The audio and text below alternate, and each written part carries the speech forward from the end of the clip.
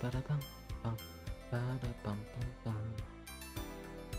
Bum, ba-da-da, da-da, da-da. Bum, bum. Hello. How are you cuties doing tonight? We are here with Nier Automata. We played Replicant a few months back, and now it's time to go through Nier with all that background context in mind. But yeah, I hope everyone's doing well.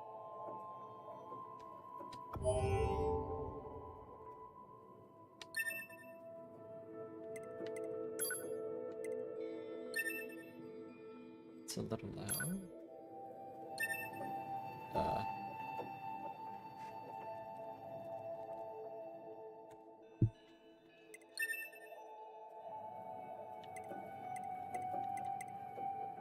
No lock on.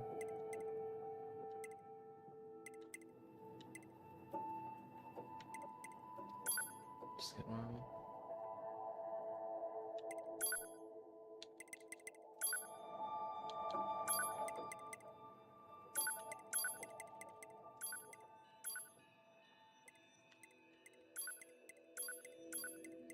Okay, that's pretty good.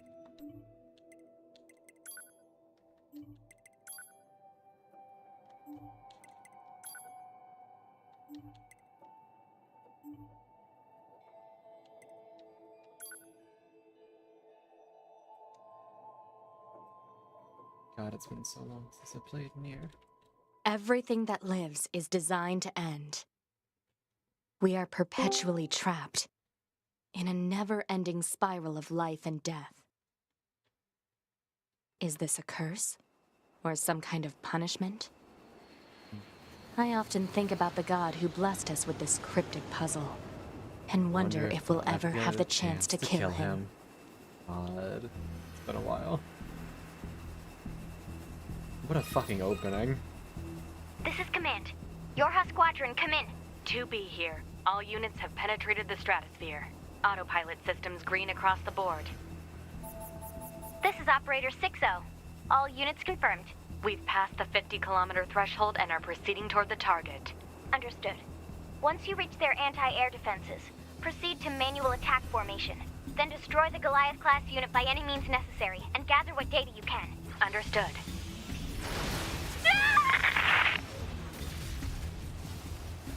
12H down. All units activate manual mode and rely on visuals to evade. Already engaged. Hi, Free movement Dubers. unlocked. Yes. Origin point of long-range lasers confirmed.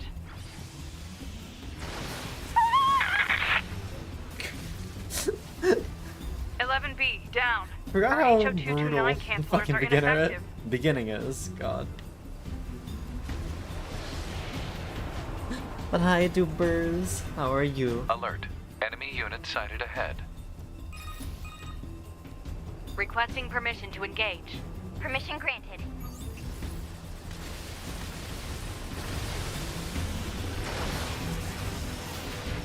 (7E) down.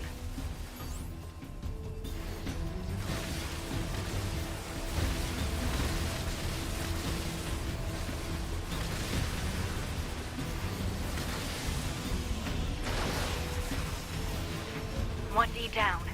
Assuming captain's duties.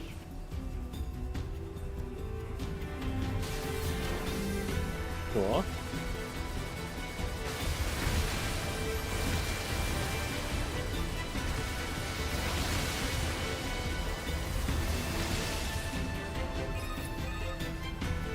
Multiple surrounding enemy air units confirmed. Requesting permission to assume mobile Oh. configuration. I see. Permission granted. Hey, I'm doing good. I'm just very much excited to be doing this again. Especially now that I've played Replicant. I'm curious how much of my perception of this game is going to change.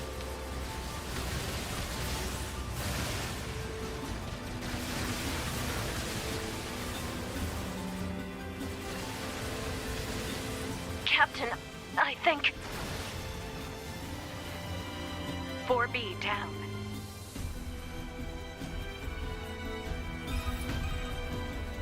(2B) to Operator 6-0. All allied units down. The operation is compromised. Awaiting further orders. Operator to 2B. We need you to rendezvous with Unit 9S and begin gathering data on the local terrain. Understood.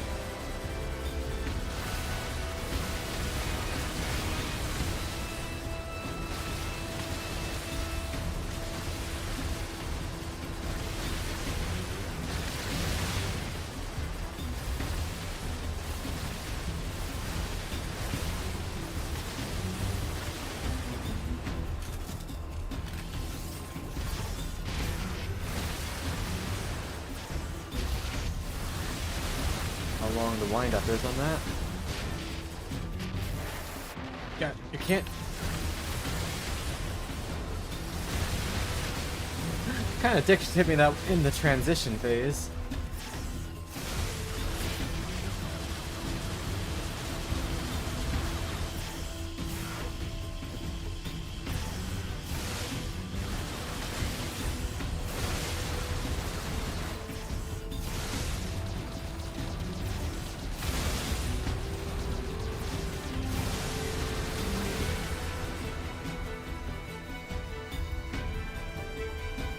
Bum, bum, bum, bum. Alert. Heavy damage. Standard complex laser test estimated. Initiate short range control. Activating short range attack gear. Alert. Large enemy group detected. Yes, I'm aware of that.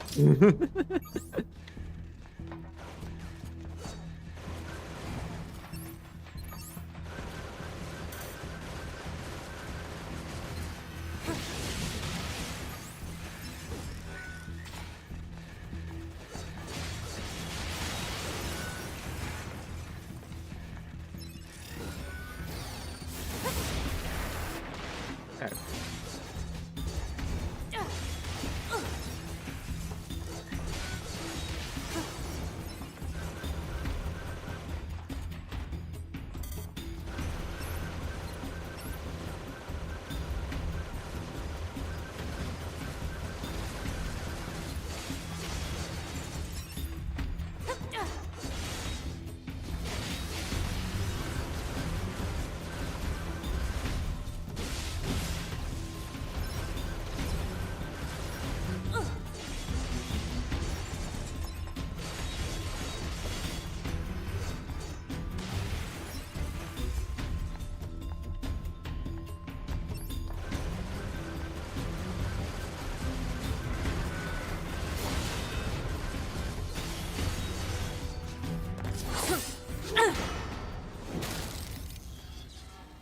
Enemies destroyed. Not quite. Oh, hello there.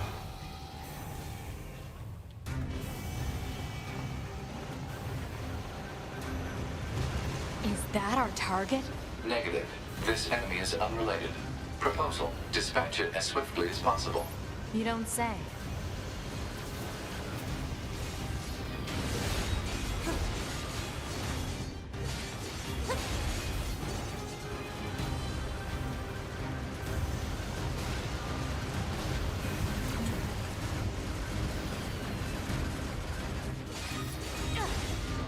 Laser communications recovered. 2B, I'm transmitting your pod program.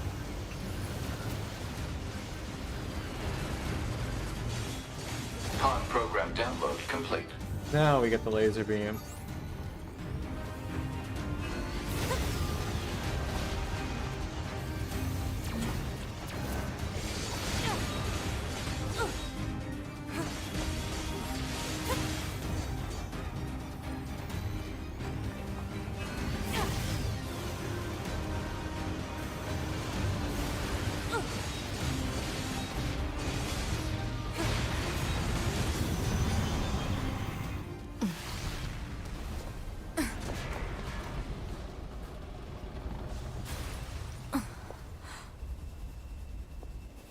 Hello, pretty boy. Better make sure he's actually dead next time. That was dangerous, man.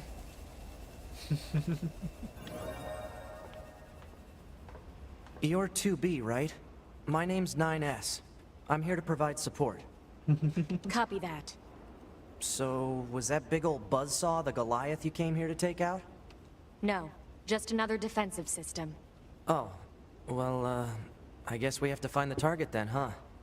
I've got a flight unit, so I'll take a look around the perimeter. All right, I'll work my way inside from the ground. Baby boy.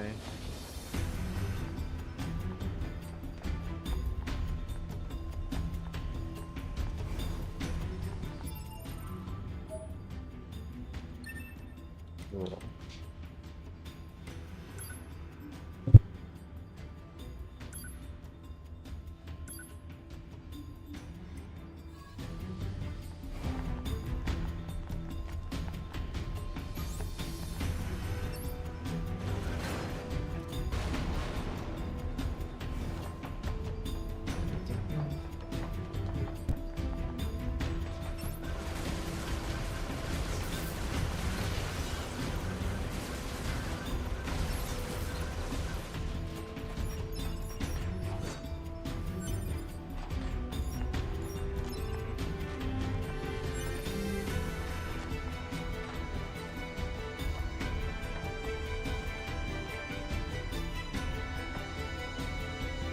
I don't think I'm supposed to throw him down there. Where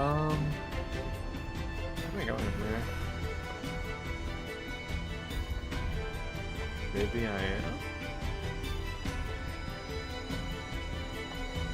No, that's a dead end.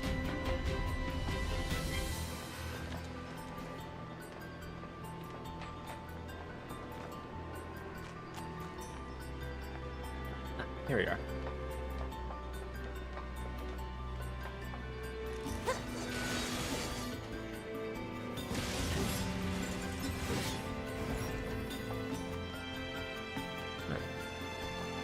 I'll drop currency.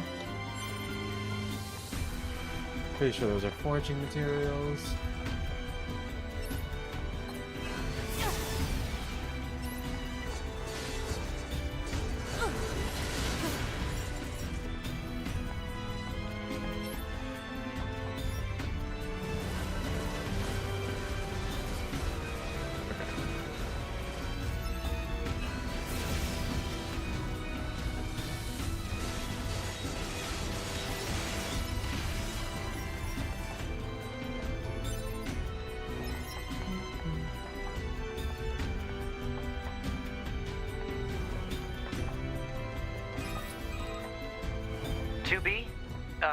Ma'am?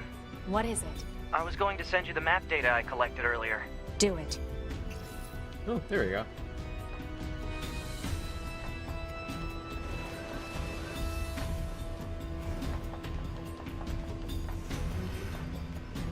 Hi, Gordo.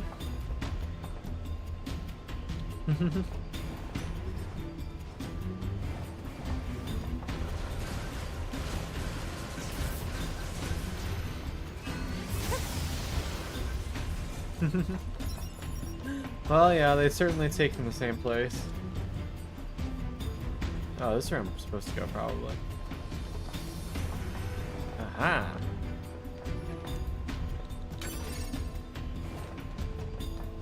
I'm being fucking compressed.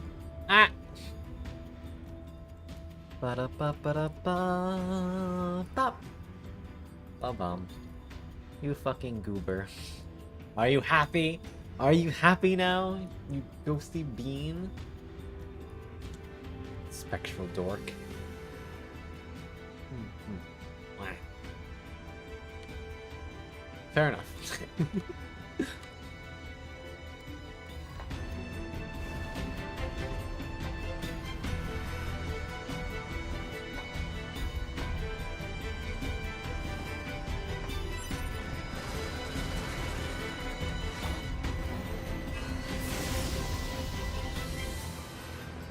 Have fun down there.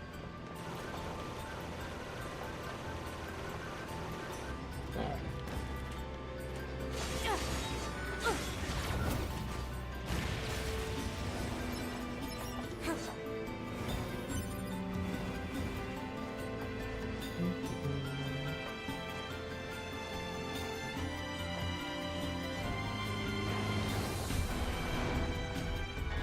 Exit confirmed closed. So open it. Negative. Nearby enemies are jamming our signal. Nothing's ever easy.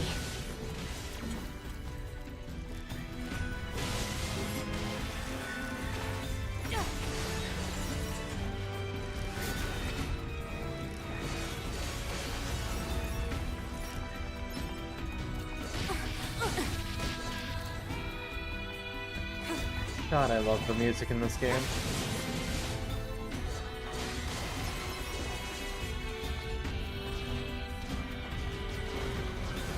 Do that in just a moment.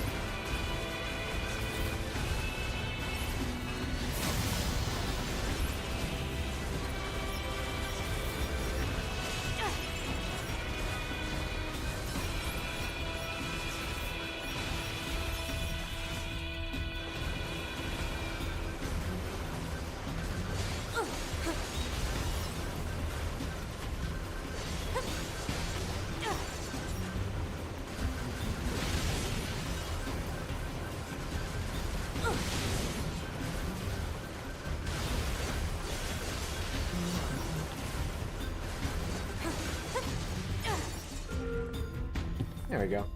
Alright, I'm also being corroded. Which is this button. There we go. And even water. Thank you, Nautilus. My eyes hurt. Hold on. I'm gonna put water in my eyes.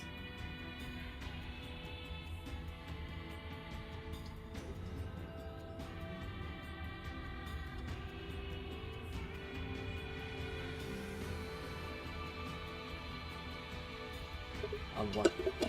Avatar of Mofu? That doesn't work on little guy. Alright, hold on. I'll put on some hands. Oh, how do I fix this? Forgive is okay. You are forbidden. Just this once. You have all the little pets.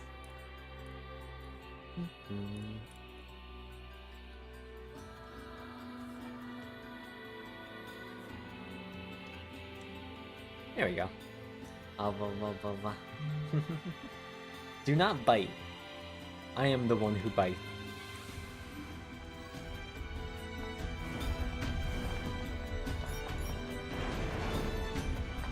I am the silliest of fops. You know, ma'am, I'm glad you're here. Why? Scanners like me mostly work alone. Scouting out enemy lines and all that, I don't usually get a partner. It's kind of fun. Emotions are prohibited. Sorry, ma'am.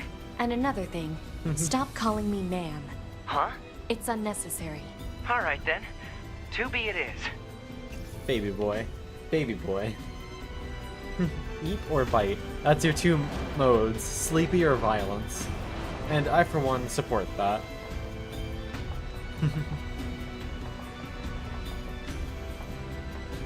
I, too, subscribe to the I want to eat or I want to kill mindset.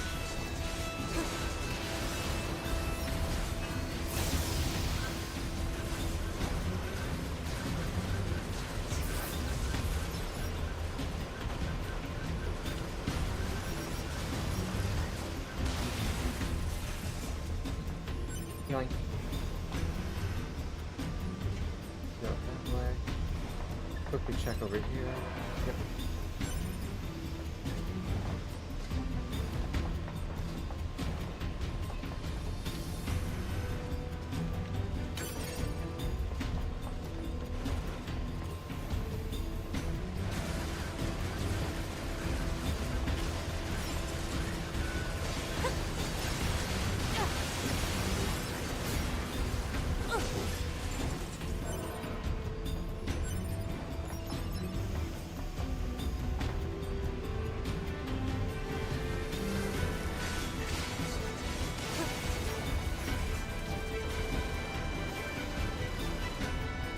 Huh.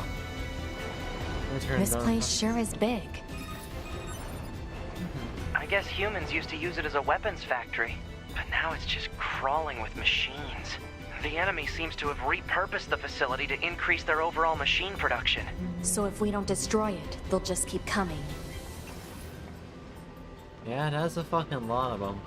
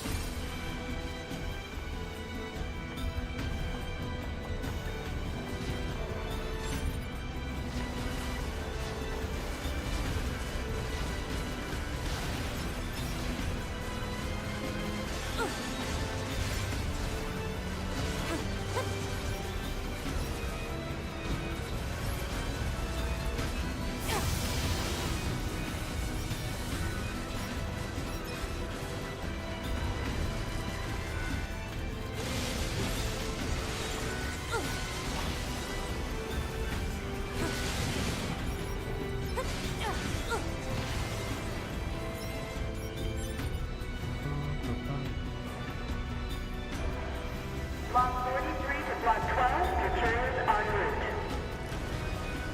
Work Party B, proceed to Cafeteria 25. What? It's just accessing random, nonsensical data from the old world. There's no actual meaning behind anything machines do. Block 64 to Block 13, materials en route. Thank you for another day of hard work.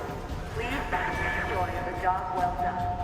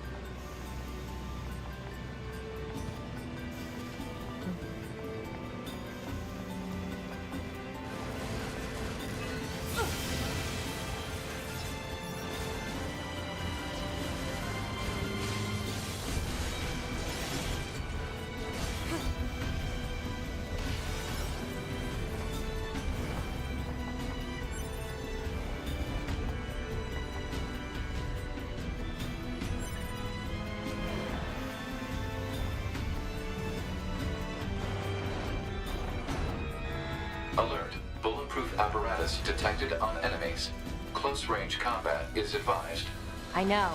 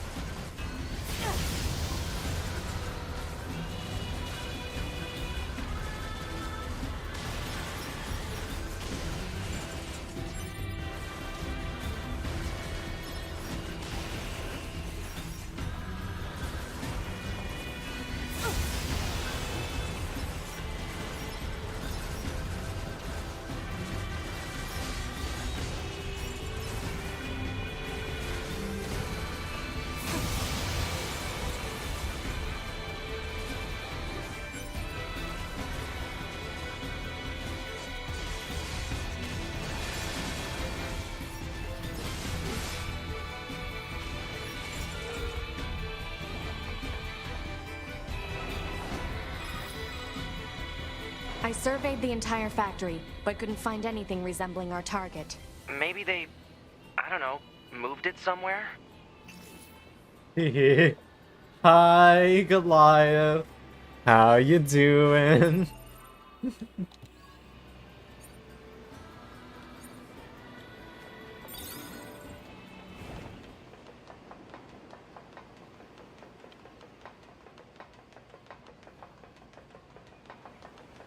Is that? You mean the birds? Yeah, there's more plants and animals here than there used to be. Probably because the environment's changed.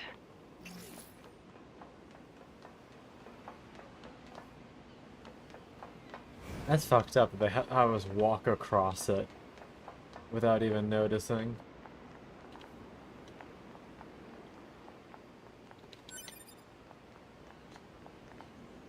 Alright. Anything else here I can nab?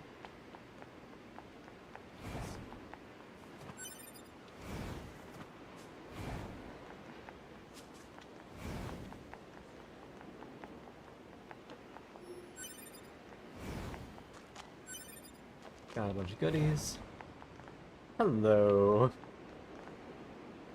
It's Ulu time? Why is it Ulu time? I see you. There should be another facility across that bridge. It's a bit of a hike, but should we check it out? It's not like Command to get a location wrong. I guess even they get bad intel from time to time, huh? Do it. Show me it I moving. wouldn't bet on that.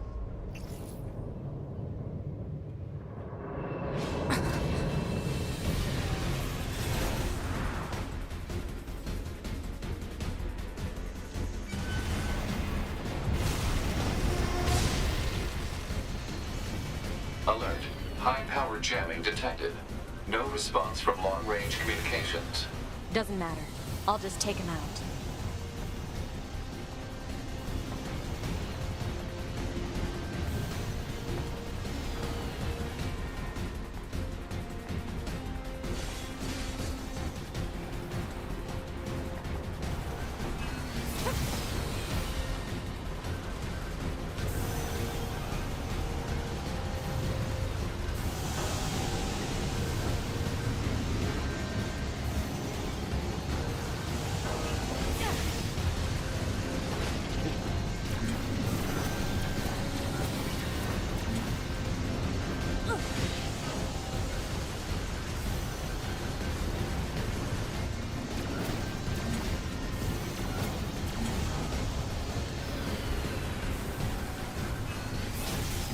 peak after iframes.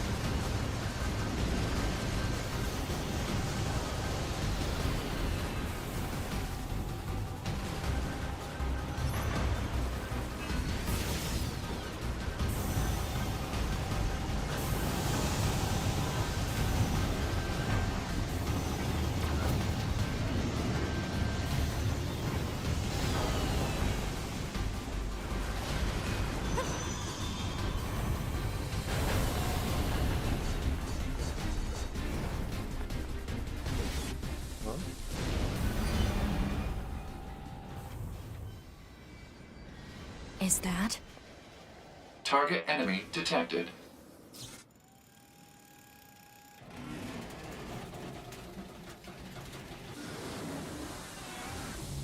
Yeah.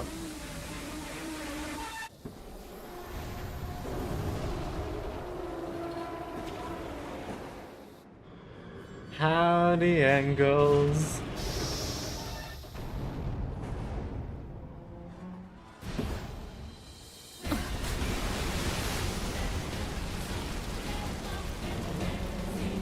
Sup, bitch?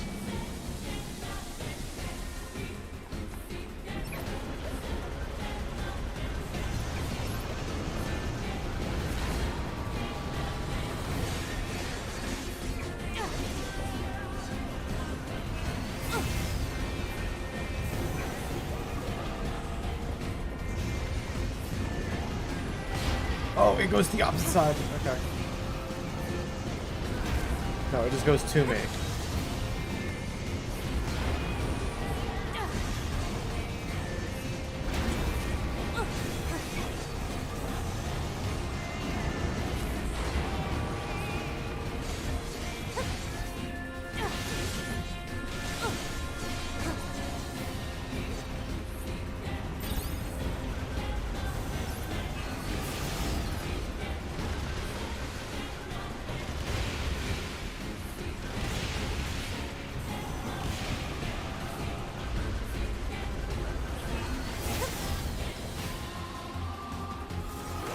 To me!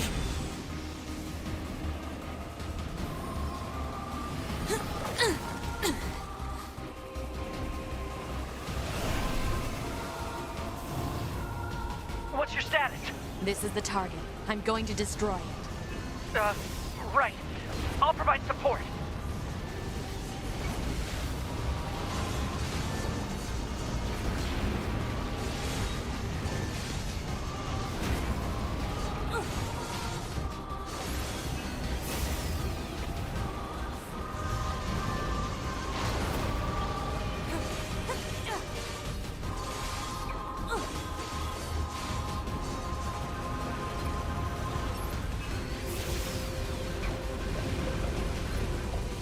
Alert.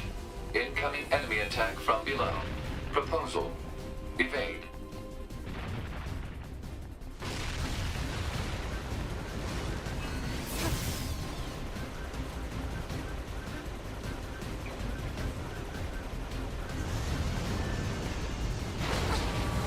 Oh.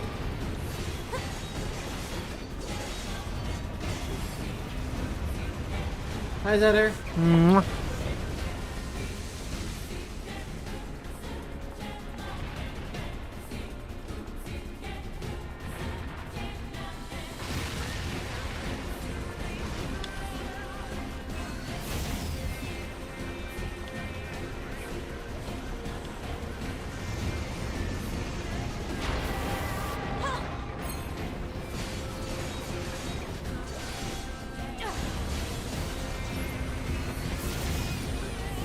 Hacking in.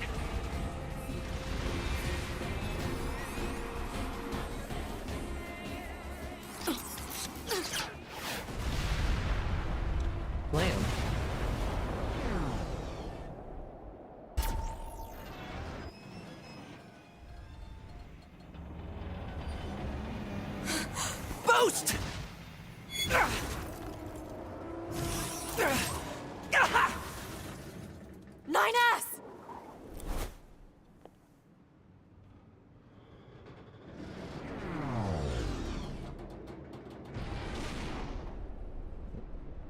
Poor homeboy. 9S! 9S black box signal detected. No response to communications. I'm going after him.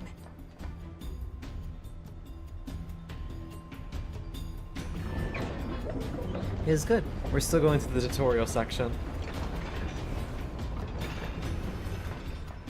Send a support request to command. Negative. Communications have been jammed.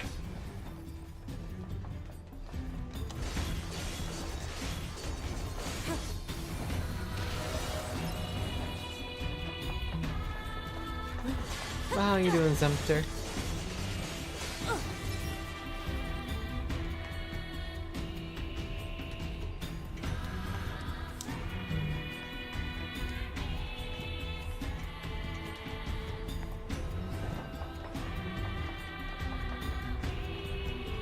Aw, good morning.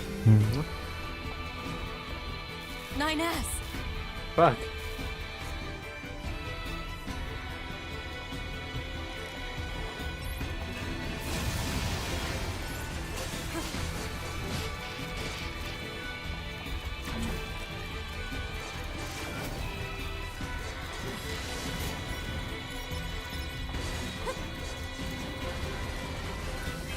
I have to help 9S.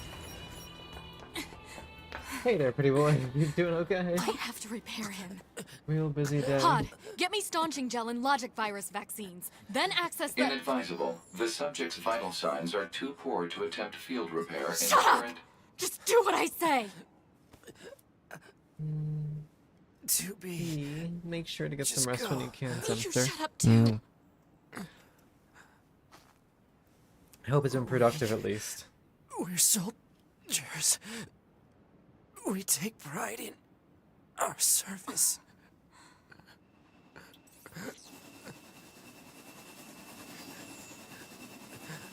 HO-229 Flight Unit. Command 677 received. Usage rights transferred from 9S to 2B. Requesting acknowledgement. Please.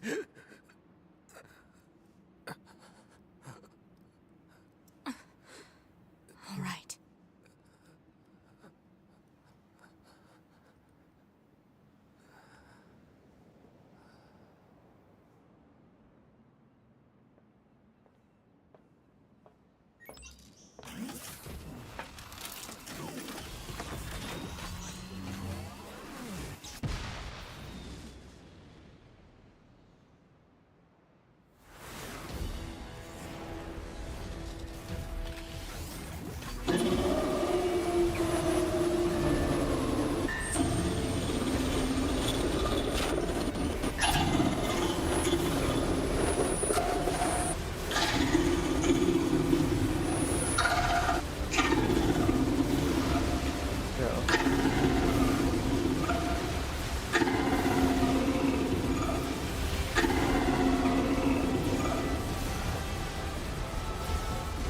It talks? I didn't know the machines had that kind of intelligence. 2B. I found a weakness in the target. Hacking in. To provide support. Baby boy. 2B. The control on the enemy's upper arm. Use your pod. Should be able to take it over. I told you to shut up!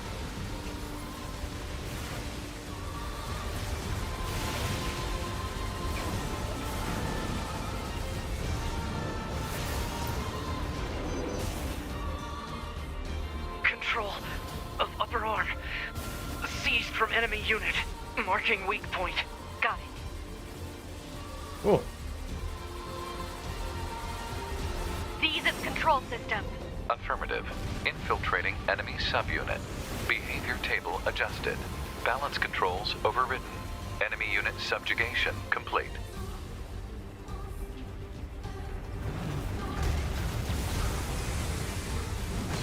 God. This will never not be cool.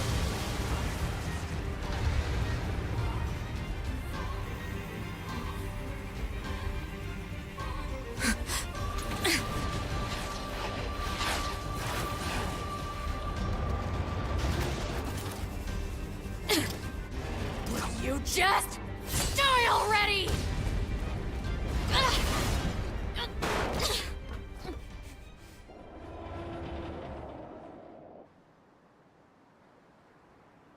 Mm-hmm.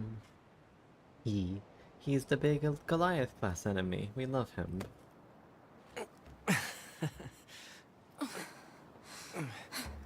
Talk about bringing the battle to them. To be. Contact command. Request assistance. No. It doesn't look like that's going to be necessary. Two of them.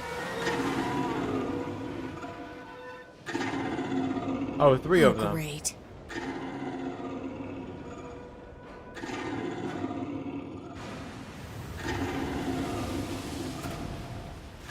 Well, time for the nuclear bomb Don't strategy. This is going to end well. The black box. It's ready. Right.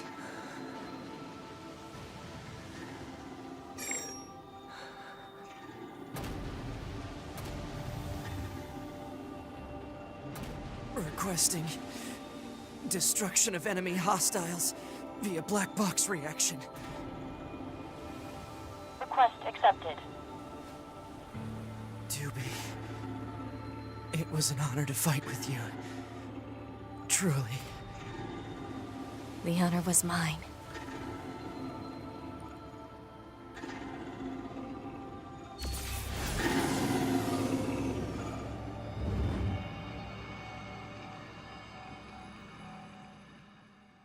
Blam.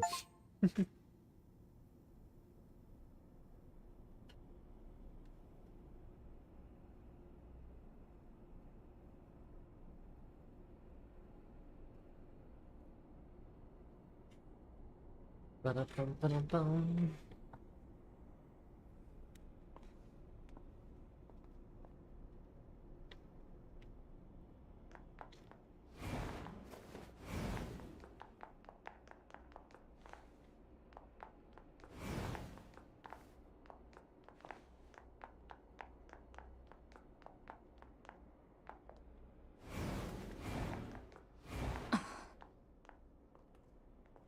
So, mission complete and all that, huh? The Goliaths were wiped out, and we secured a route into enemy territory. Now we can... 9S. Yeah? Thank you for uploading my data to the bunker. I did that? Sorry, I don't remember. There wasn't a whole lot of bandwidth down there, you know? I probably only had enough time to back up your memories. Mine are only intact up to the point just before we rendezvoused. I see. Glory to mankind. Glory to mankind.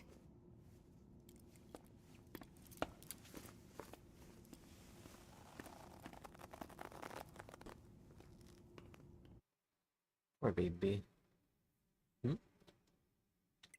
Sure.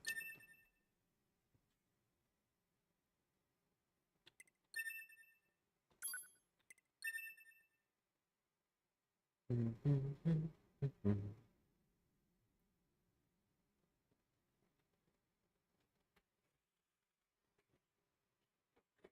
5012 AD. The year mankind's glorious history came to a sudden and abrupt end, when the world was invaded by aliens from beyond the stars.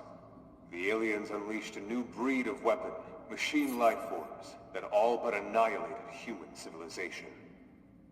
The handful of survivors that remained fled from Earth, seeking refuge on the moon. 5204 AD. Humanity launched its counterattack, deploying an army of androids from a network of orbiting bases. But after more than a dozen large-scale descents upon the enemy, we still haven't managed to repel the invaders.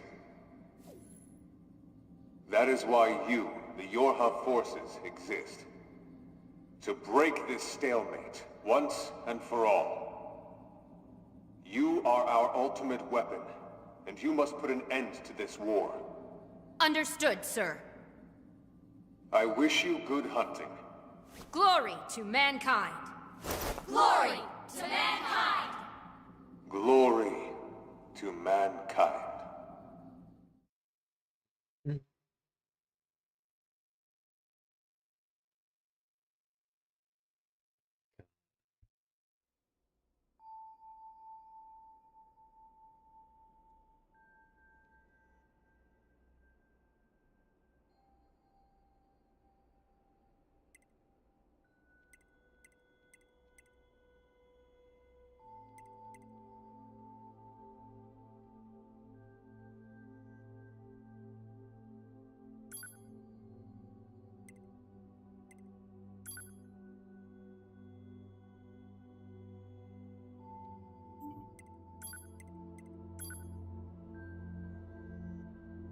Oh, it's time for the funny bit.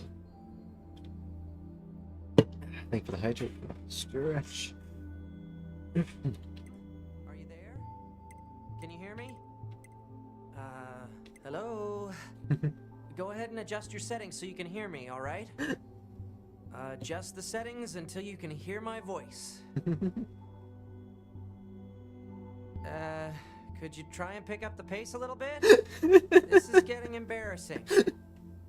Ma'am? Alright, are we good now?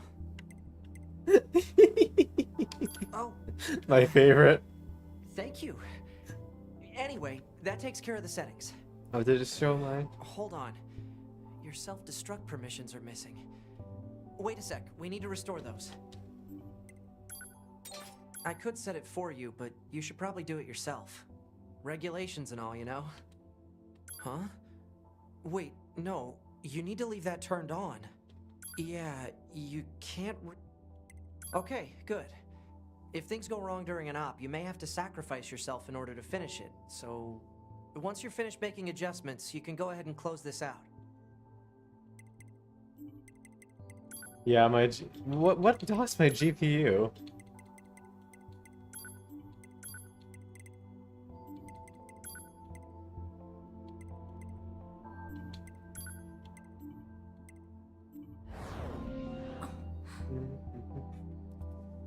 Morning.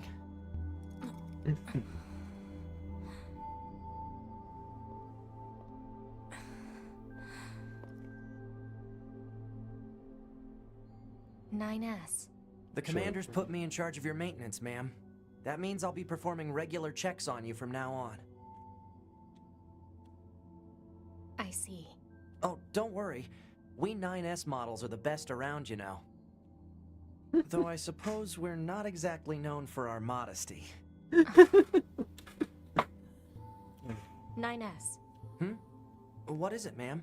Stop calling me ma'am. Huh? There's no need to be so formal. Alright. If you say so. Oh, I almost forgot. The commander was calling for you. We'd better go see what's up, ma'am. 2B. Maybe.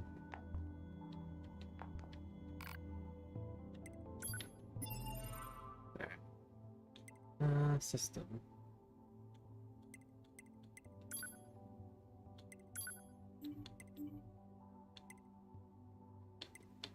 Oh, seeing what the heck docks my CPU. Oh, item shop. Oh. And the Stinky Panther telling me to do squats. What the hell? Screen? I see. I'll check in a second. 1, 2, 3, 4, 5, 6, 7, 8, 9, 10, 11, 12, 13, 14, 15, 16, 17, 18, 19, 20.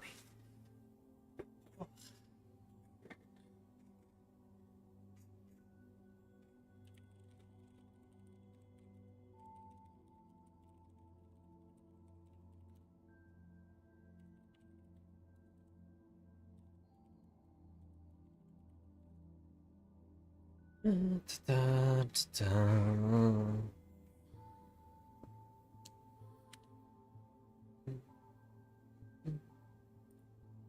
go. Next. Curious. Okay. Sorry, I was responding to a friend. Settings. Screen. Oh yeah. I was able to get my hands on a very decent graphics card, thankfully.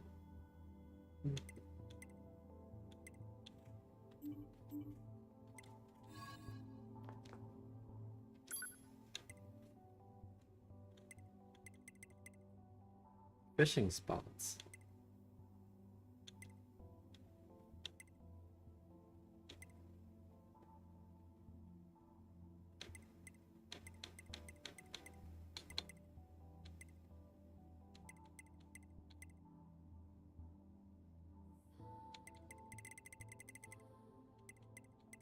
Auto.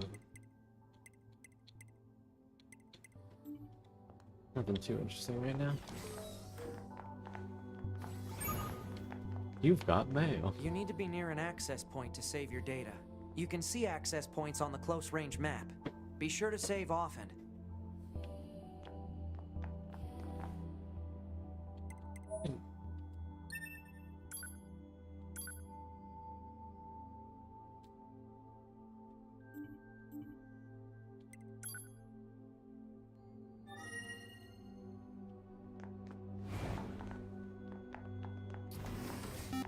What?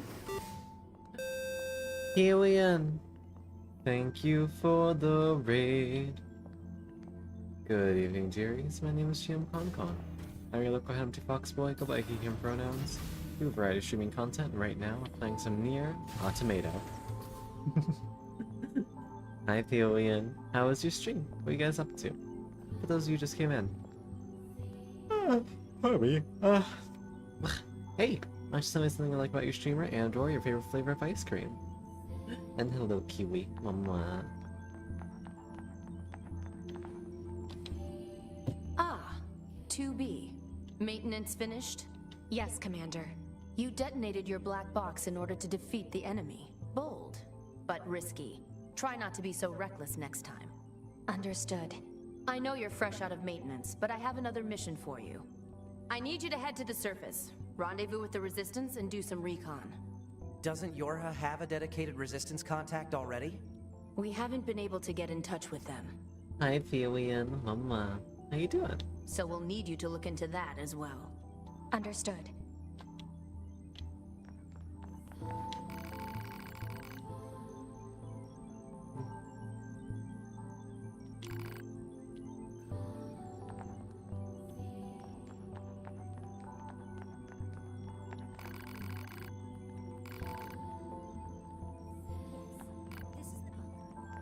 I wonder where 6 is.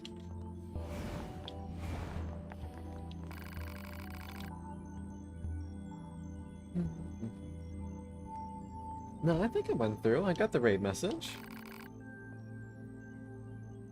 Why? Were you having some stream difficulties?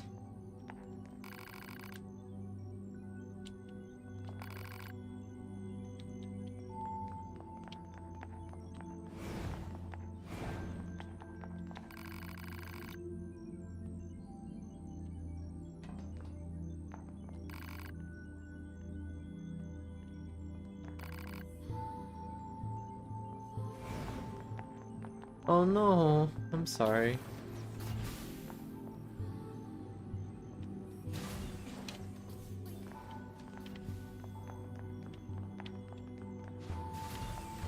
Oh what?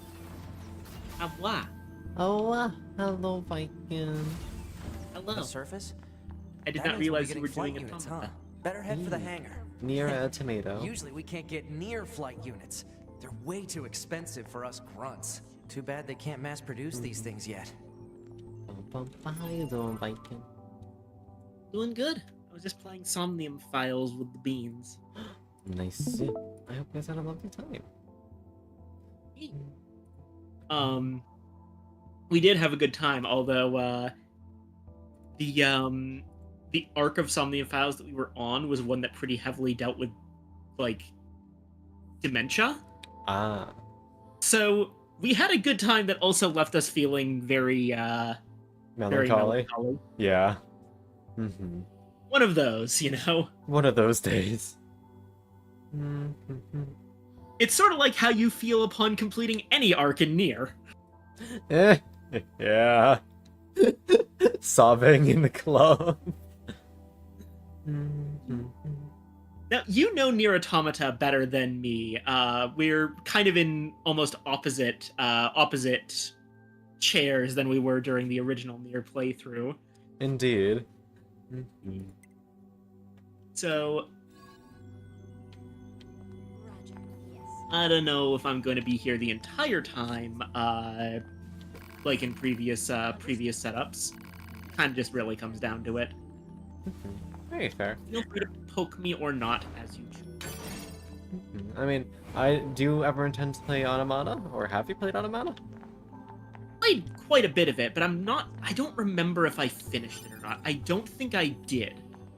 I think that I got distracted from the game, in the second half. Oh, well, we're not going to be getting there for a while, trademark, so you don't have to worry. Of course, the problem is that if I do, want to keep up, that means I have to play the whole game from the beginning again, but... Oh, honey, that's you do not have to do that to yourself. Mainly because the issue was that, Let's go. I originally played Automata Thank you for the hydrate. on, I believe it was PlayStation 4. That's where I did it, too. And I do not have my save file anymore. Yeah, so you'd have to start fresh. Yeah, I have it on PC, but I haven't actually gotten anywhere with it. Mm-hmm. And as you I can see, might do it. we're like just starting. Yeah. And it'll be interesting, I think, to see how your feelings on the game might change or otherwise be more informed due to you now know. Yeah, exactly. Like, I'm so curious on how some of it's gonna play in. And I definitely have to make sure to do the entire Emil quest line, because in my first playthrough I didn't even know about it. Yeah. You didn't think to regularly chat with Emil because he was just the funny merchant guy. You didn't know who he was. Exactly, and now I'm like, it's Baby Boy! Or at least one of the many copies of Baby Boy. Yeah. There's also, of course, the A2B. Why do you think whole they sent thing a combat with model like you to oh a hey, recon job? If all they want is intel, we scanner models are built Prometheus, for that kind of thing. Orders are orders. All right. the robot that actually basically was the progenitor of machine life forms, Hi, Prometheus. was in fact Beefy. Suzy, you're going to have some new weaponry installed from here on out. Beep I'll beep put up beloved. instructions for you. Make sure to commit them to memory. Roger. Which means that kind of quietly, Khalil is one of the most important characters in the entire Nier series, without actually doing much. Which is so funny.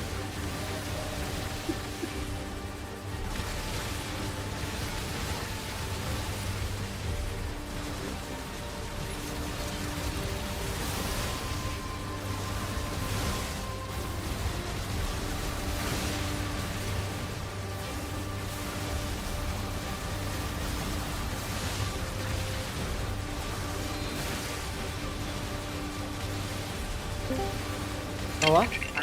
Bippy, hello. Bunker 2B, come in. I've set a landing point for your flight units. You'll be touching Hope down you're doing quite a well. ways from the resistance camp, unfortunately. Sorry for the trouble, but we can't risk the enemy discovering their position. Understood. Good luck down there. Mew. Bippy, hope you're doing well.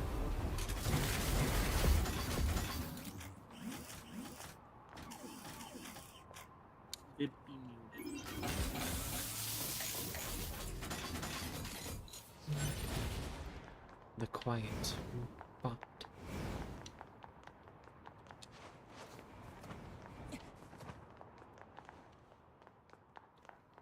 It took me a moment longer to plug in my headset. Hello. Hello. Hello. Yeah. Here we go.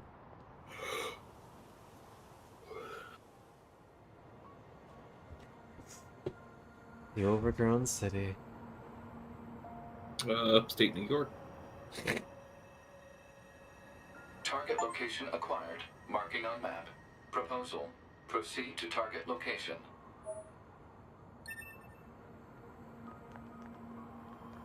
God. I feel like it's Shinjuku just because I have weirdly commonly seen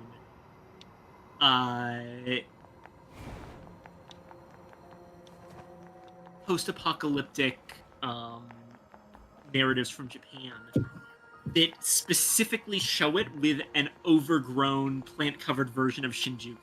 I don't know why it's always specifically Shinjuku. They just want Shinjuku gone.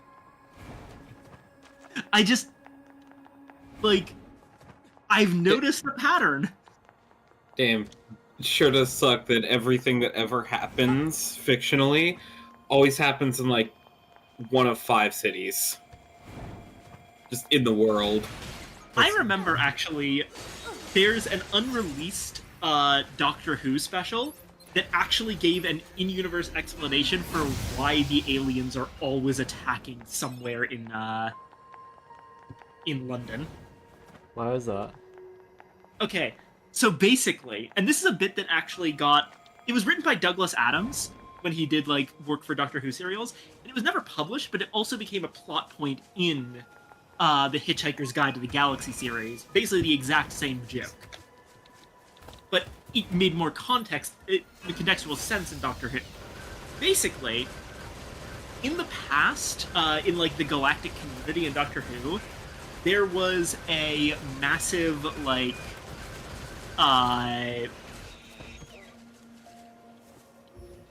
horrible event involving, like, a colonizing power that resulted in the death and, like, genocide of hundreds of thousands of species. And it's, like, a huge thing that a lot of races still have in their, like, their general memory. Mm-hmm.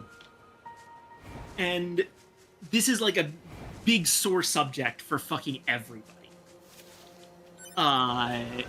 And it's treated broadly with respect. Except on Earth, because Earth doesn't know about it, and by sheer coincidence, cricket bats and cricket uniforms and the sport of cricket in general are identical to the uniforms used by the, like, genocidal empire and, like, their signature weapons and a bunch of stuff about it. Basically, without realizing it, the sport of cricket in the universe of Doctor Who is a fun game about pretending to be Nazis. Oh. Shit. Fuck. We made our sport uniforms the alien Ku Klux Klan. It's hard to get an so accurate picture basically, the way it Our works satellite is resolution isn't so hot. because of this, Hopefully they deploy some new Earth satellites has soon. gained a reputation for barbarism that makes other aliens avoid it, You don't let anything get in except your to way, do you? invade England, the people who created the sport of cricket. Oh. So what you're telling me is... Sorry, go ahead. I feel like we're gonna make the same joke. I don't think we are, but go ahead. So what you're telling me is if we just let them invade England, we'll have alien friends. Possibly. What was your joke, Con? So basically, it's as if you went to some foreign country, and it looked as though one sport was being played by people entirely in Ku Klux Klan robes. Yeah. Jesus Christ. And if you talk to them, they have no idea.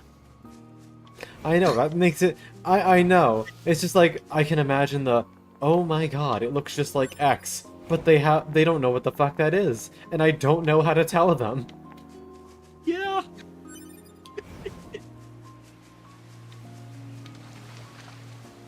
So yeah, that's the in-universe explanation for why all of the alien attacks happen in London. It's because the universe is punishing Earth for the sport of cricket. You know what? I can't even fault it for that. I can fit. That said, as a small note, this is not actually, like, this is an unreleased special, and is not actually canon to Doctor Who. But it's a very funny idea. And it did become canon in the Hitchhiker's Guide to the Galaxy series. Though in that one, aliens don't invade Britain, like, particularly often, mainly because Earth is destroyed in the first 5 minutes of the first book. Complete. You know what that means? I don't know how much you know about Hitchhiker's Guide, because I think it's a really good bit. I know basically next to nothing about Hitchhiker's Guide. I know the 42-bit. So the story starts with Arthur Dent, just like dealing with the fact that the city council is going to bulldoze his house without his consent to build a bypass, basically a highway. Yakuza 3? And he has not been like fully informed of this. And there's an entire comedic bit where the guy, like, in the bulldozer is explaining to him, like, yeah, like, the plans have been on display. I actually remember the bit. It's so funny. It's like, you had plenty of time to object to this. The plans have been on display in the records office for several months now. On display? I had to go to the basement to find them. That's the display department. With a flashlight. Ah, well, the lights had probably gone. So had the stairs. Oh. Well, you found it, didn't you? Yes, I did find it.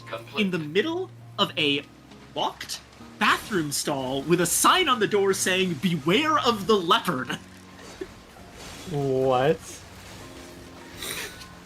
Just, like, comically bad on display. And this is being used as an excuse for, like, why... Well, it's your own fault that you didn't object to your house being torn down. Like, the plans have been on display. It's like, it's the kind of people that don't have a civic mindset and don't get involved in local government and then complain when things affect that sort of joke. Yeah. She's like, okay, why don't you fucking tell me about it then? And then not 10 minutes later, a bunch of aliens show up and announce to Earth that Earth is being bulldozed to make way for an intergalactic bypass. Mm-hmm. So this is the resistance. And someone contacts them to try and plead for mercy, and they're like, well, don't look at us. The plans have been on display at Alpha Centauri for the past 3 millennia. What do you mean you've never been to Alpha Centauri? It's this exact kind of thing. Oh my god. So Earth gets destroyed, and Arthur Dent's basically the only survivor. Which is why he's a hitchhiker. Got it. Yep, that's the bit. He's the intergalactic hitchhiker that the guide is basically written for. Okay, I'll talk to her. After I talk to the shop. Okay, I can't even do that. Okay. Hello. I'm actually stealing your shit first. Thank you. I also say of note, I still think one of the single greatest lines in Hitchhiker's Guide is Arthur Dent was grappling with his consciousness like one grapples with a bar of soap in the shower. I'm the leader of the android resistance that controls most of this territory. You must be the new scouts we heard about. Well, I'm sure my people will have plenty of information for you. Please feel free to ask them anything you like. Also, the slight note about this one being afraid of 2B before she even shows up. Yeah.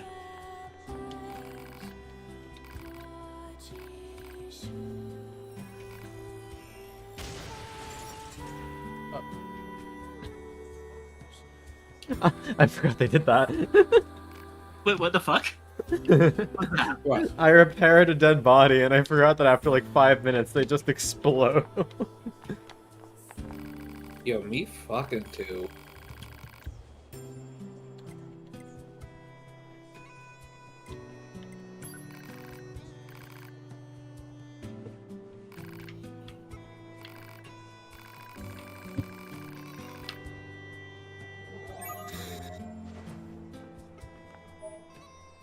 No, I gotta do the right thing, and I gotta do all the quests this time around, too.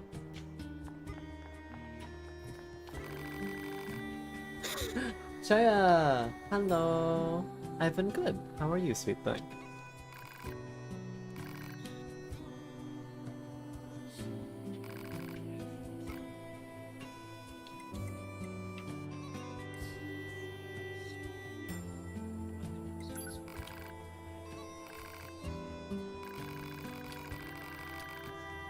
Oh god, that is 40 gigabytes. Jesus. The game? Yeah. Yeah, it's a little big. Okay, how do I make room?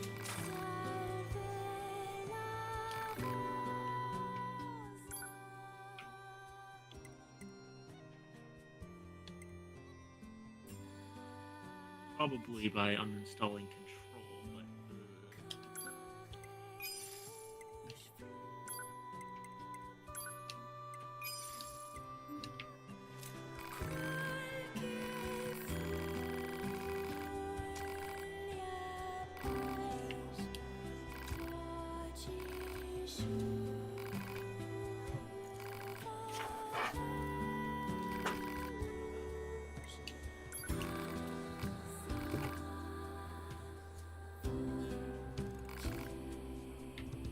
Target location data obtained. Marking on map.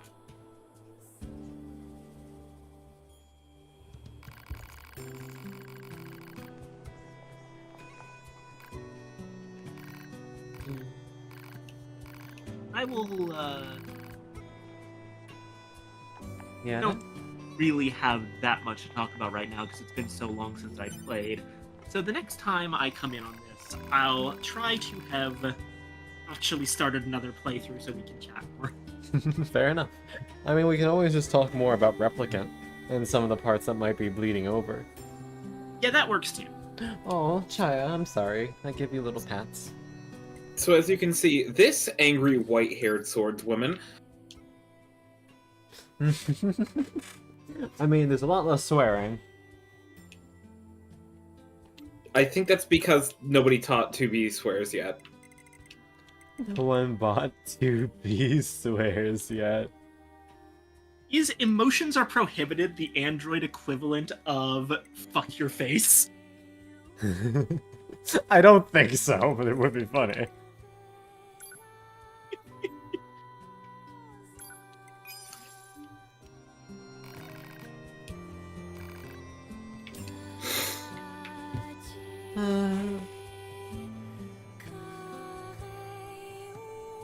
Oh god, Chaya, Godspeed. I'd be terrified.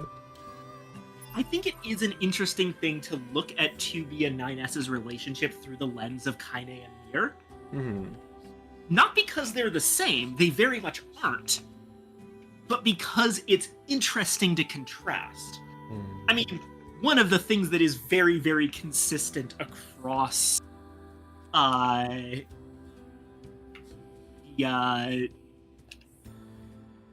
the Nier and Drakengard series is that Yoko Taro has a tendency to write relationships between brother and sister figures that are very weird. And it's arguably, like, yeah, of course, Yona is literally Nier's sister. But Kaine fits into that too, in a weird way. He's just like, he's adoptive little brother. We love him. Yeah. Nier a tomato. Indeed we are, woman. How you doing? And I mean, this all starts in Drakengard, where our hero Kaim has a very strange relationship with his sister, which eventually escalates to she's just outright in love with him. Which he likes her as a sister, but he does not reciprocate that. And that disconnect causes a massive part of the story. So, basically all of the fucking Yoko Taro protagonists are just different versions of Kain and Furie in some capacity. just like taken apart and having all their traits swirled around in a big fucking tumbler. You wouldn't know anything about being Tumblr, yeah? Oh, I mean, I use the site. That's supposed to be a big surprise? Is that supposed to be a plot twist? I don't know. I was trying to think of a funny bit, and nothing was coming to mind. I don't know. How is the fop and the bop and the snop? The fop is good. The bop is being quiet. And I think the snop's pretty good. Are you doing well, snop? I'm doing good, yes. Hecka. I couldn't tell for a second that I was the snump. Snamp. Bum, bum. Snop is a very silly term. I completely endorse it. Oh, what the hell did I do? But I'm breaking in a controller that Steve bought me for a birthday gift. Yay. Breaking another piece of machinery? Scandalous. Yeah. But nice. You know, Steve would want to watch. God damn it. Wait, was that breaking or breaking in? Breaking in, as in it's fresh out of the box an hour ago. Oh, yeah. Nice. I am forbidden. I mean, yeah, as Lilith says, arguably that's more scandalous.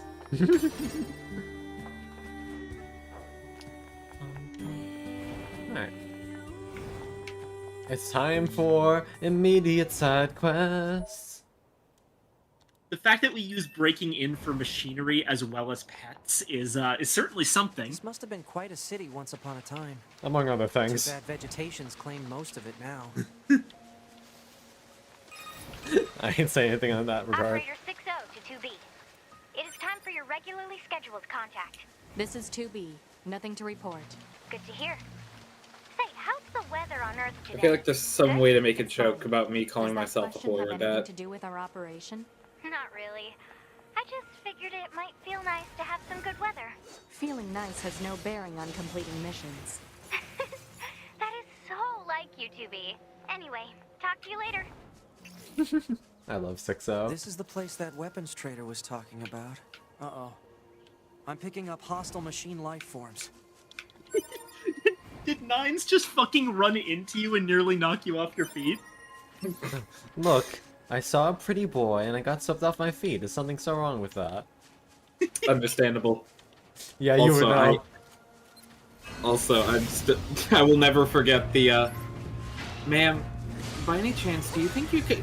9S. We've talked about this. Oh, yeah. Sorry, I won't call you ma'am.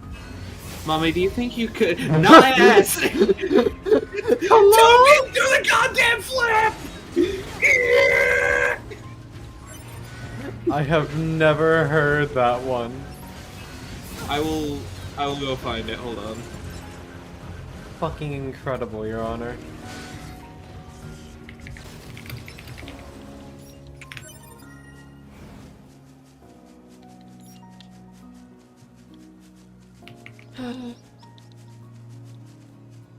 See, what I would ask is, in your opinion, like... That should be enough. Let's get these back to the train. Who's more, like, obsessed with who in 2B and 9S's relationship? But that's an impossible question to answer. Neither of them are okay. They are so not okay. I think 2B carries herself better until the stressing moment happens. Like, Yeah. 9S definitely seems more down bad in the end, but that's just because he has the opportunity to show it. Yeah. I come to think of what I was talking about talking to my mother about Wuthering Heights the other day. The actual book, not the Limbus chapter.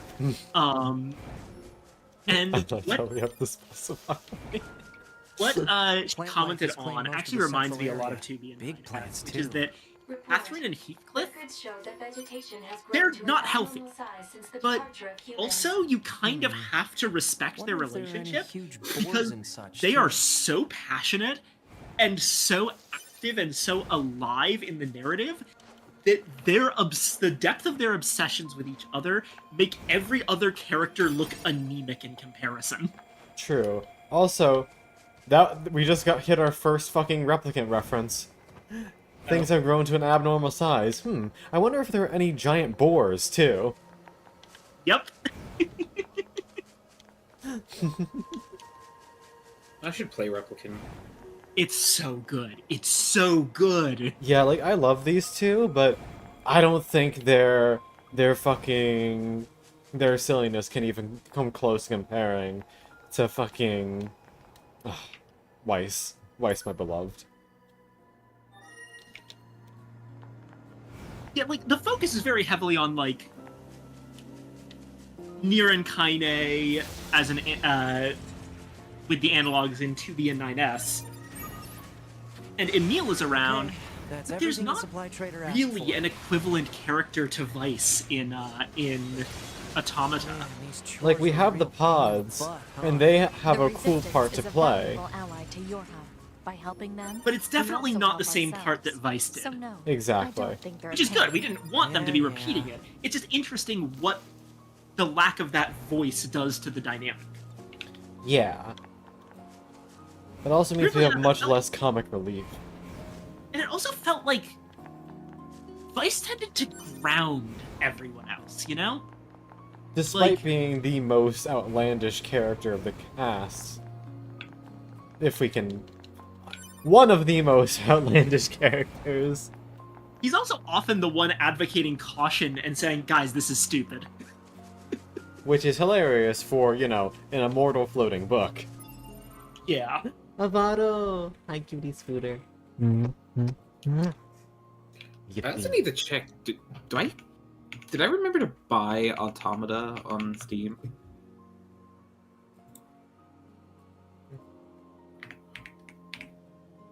I do not have it on Steam. Damn. I keep passing it on those sales. Also, I posted the video link on in PC. Too big to the goddamn flat.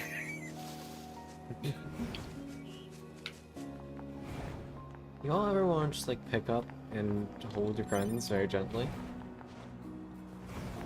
Yeah. Yeah.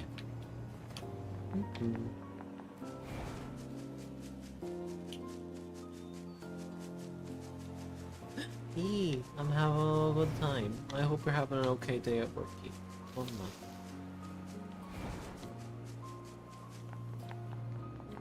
Having a good time. Having a good Hello. I got your stuffies.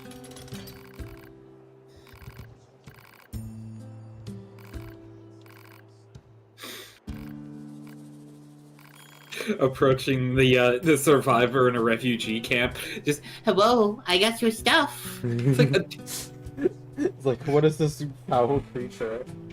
Why is it handing me a knife? It is work. Very fair. It's pap. survival of the fittest. Yes, I did. Actually, I didn't posture check, but I did take a sip.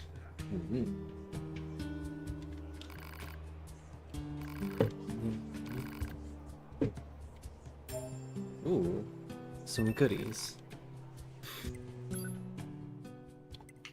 Upgrade. Upgrades, people, upgrades! Light fine. Sure, I'll upgrade the basic sword. Until I...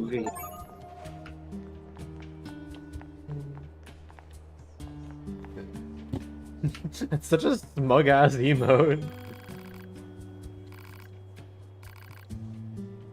Oh, Viking, I meant to randomly ask you this. I was watching a YouTuber that I had put off for like years and years on end, because whenever I got a kick for their content, I just never found the time to watch it. Are you familiar with Overly Sarcastic Productions? I am, yes. Okay, because I binged their their entire series of Journey to the West. Oh. They haven't always said things I agree with, but I think broadly they're a pretty good pop history and pop mythology resource. Yeah, I just need something to focus on while I'm shoving clothes into a bag for 8 hours. I think that makes sense. Fishing spots.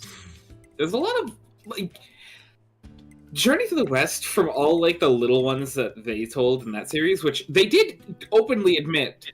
Most of the story is just kind of like monster of the week sort of escapades.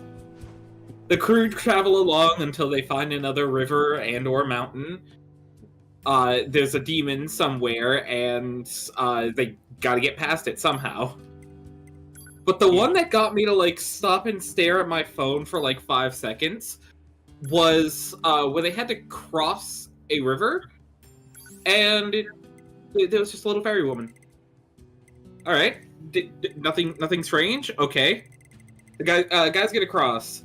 Main priest and pig guy are like, oh man, that was smooth, but I could use a drink of water. Hold on, let me see if I got it right. Main priest is Sanzang, and pig guy that's Zhu Baijie, right? I will openly admit I don't know because they abridged the names because referring to it over and over for a retelling. Zhu Baijie. Yep. Monk pig, piggy, or pigsy. Bingo. I got it. You're a dork, and I love you. Anyway.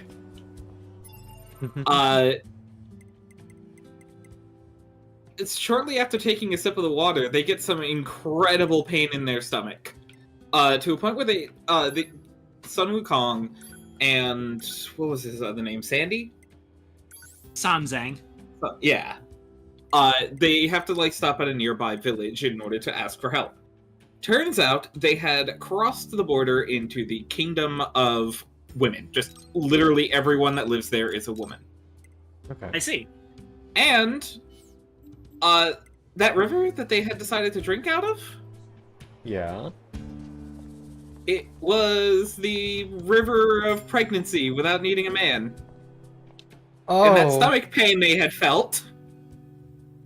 Yeah. Oh. Ancient Chinese Mpreg! Yeah.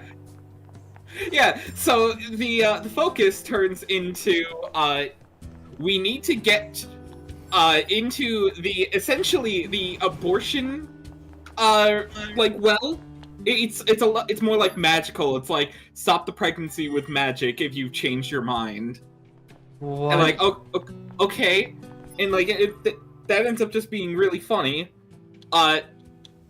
Sandy decides to make a joke about, like, once the two guys are cured of their pregnancies, of like, new mothers are very tender, so you guys gotta, take care of yourselves. It's like, oh! Oh, also, we gotta do the funny bit. Oh. Right, let's take out the OS chip.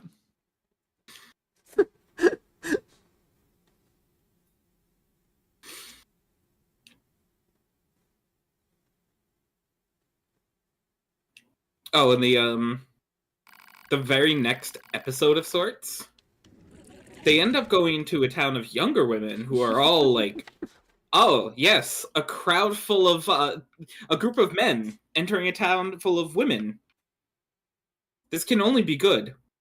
Especially considering it's an older story. Clearly, nothing can go wrong here. Yeah. It eventually, turns into...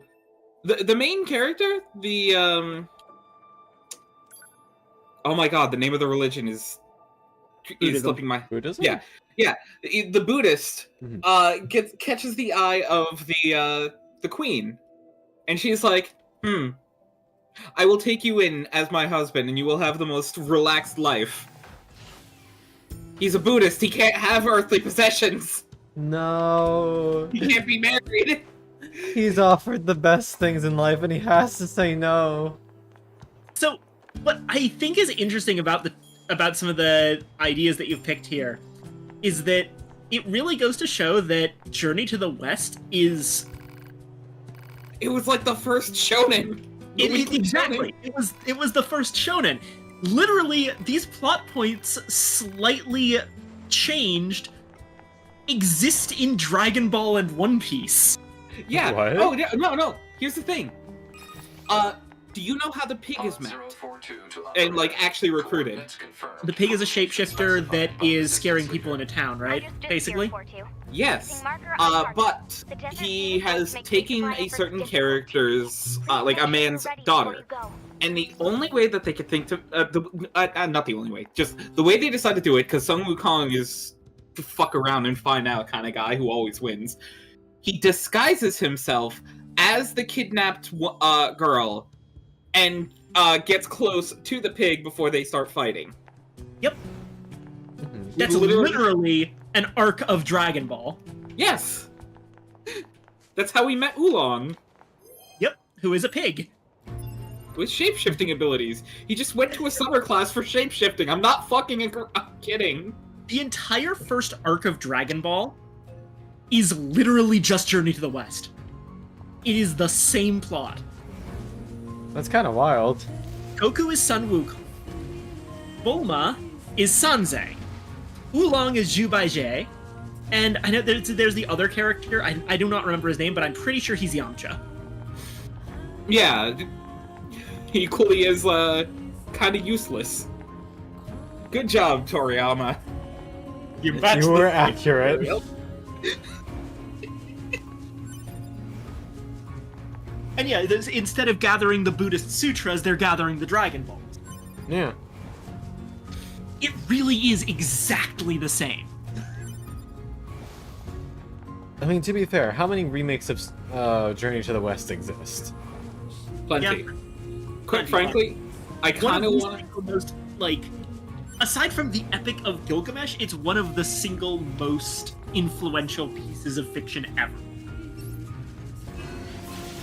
Oh, also, if any episode of Overly Sarcastic's series about it should be watched, it should be the first one. That's just Sun Wukong's backstory.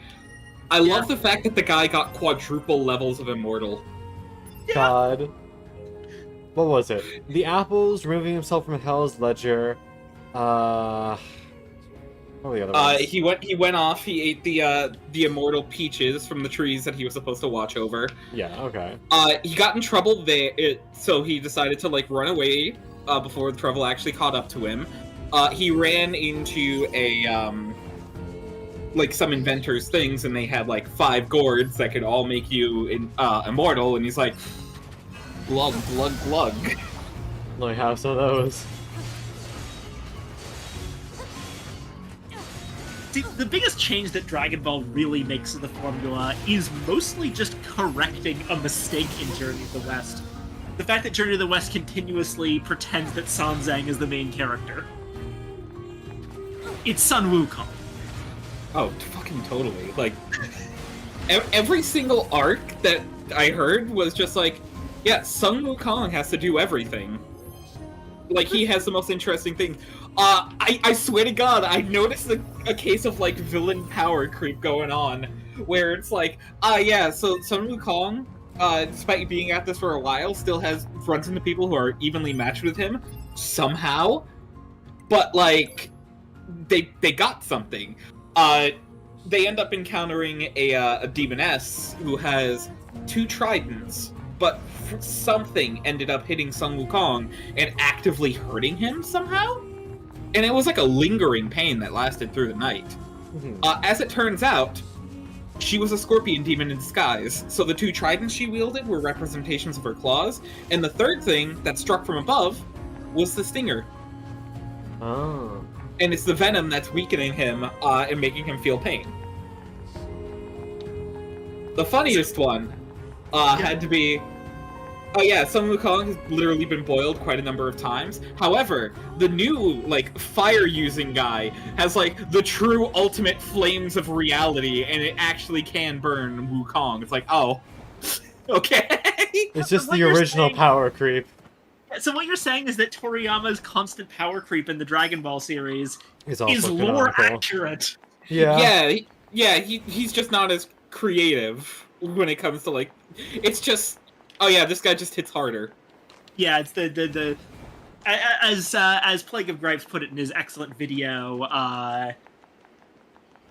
angry-faced number battles is later Dragon Ball.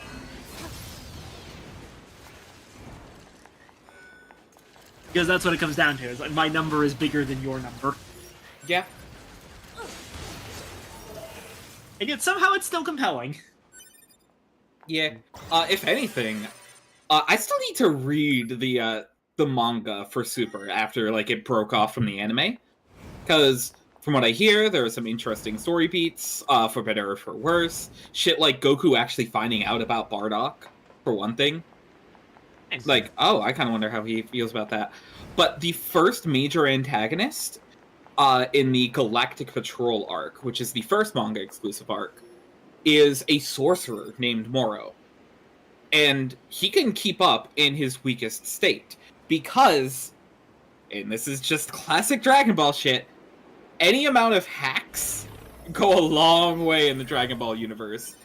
Essentially, he has a weakening aura. The longer that you're around Moro, the more energy he's sapping. And like, hey, that's something. It's more than just, oh man, how is this guy stronger than the fucking Destroyer God that we fought? It gets to a point of being silly. Yeah. One thing I've said in the past is Dragon Ball's power system is one of the ones that just really, really weird in how it works.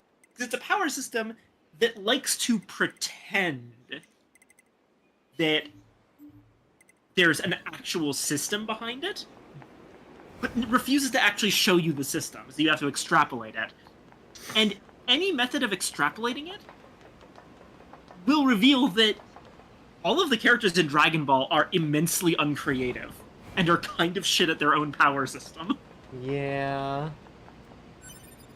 Bro, one of the only people that actively, like, gets creative and shit, or has ways to balance out the fact that they get left behind, is Krillin.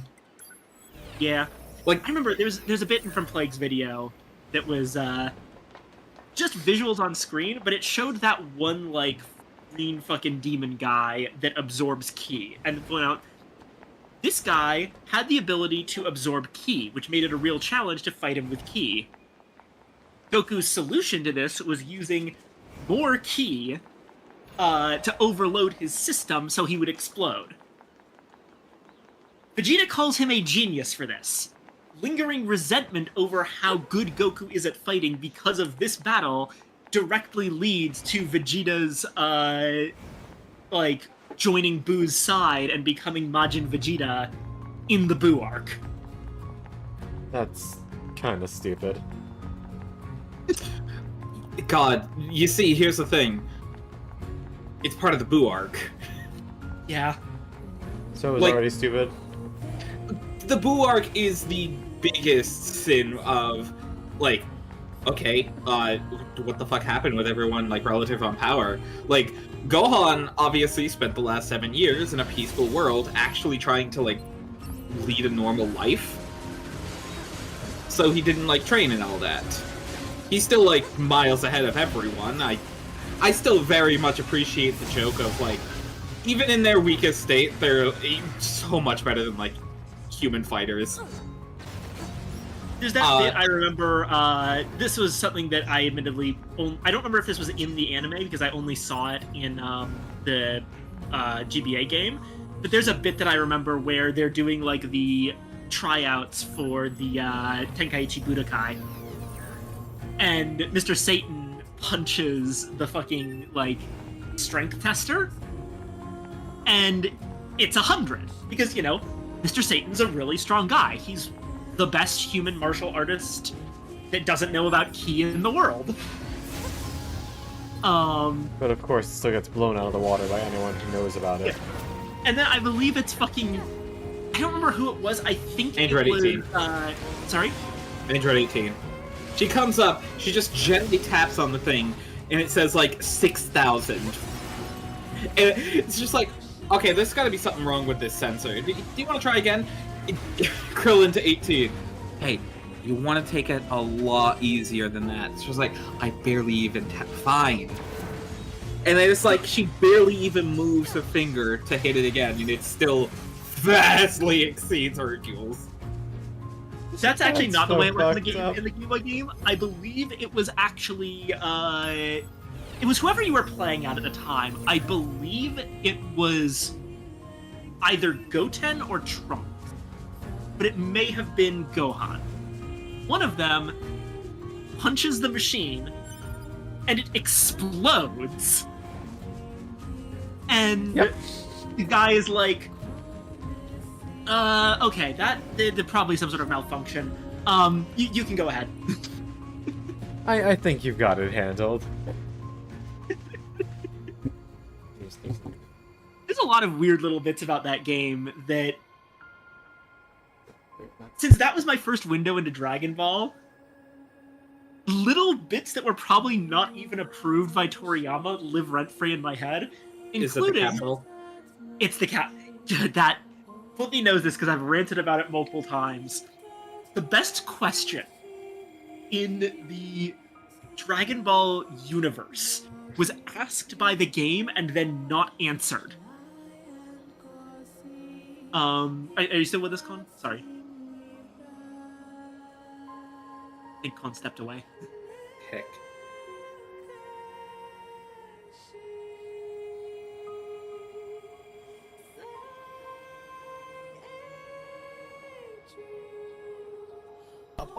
Okay, I'm back.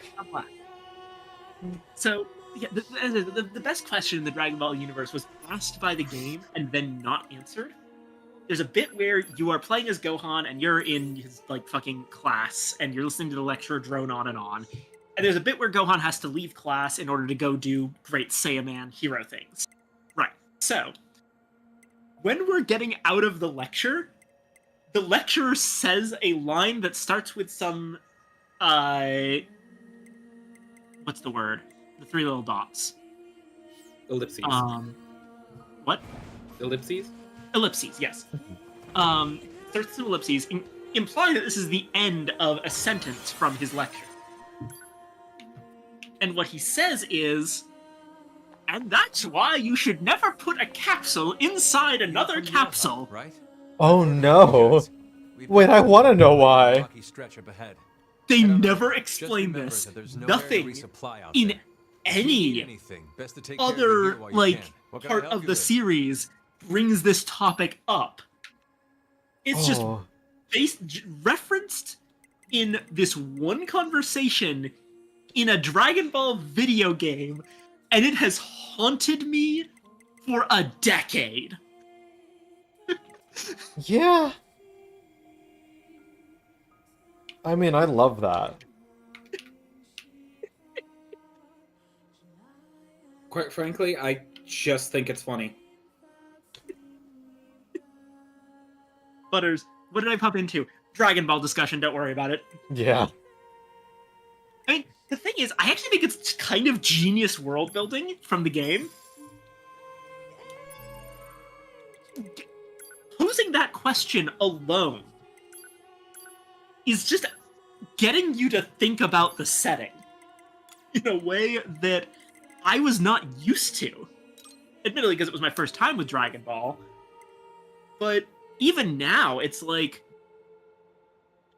you're not really supposed to think about capsules.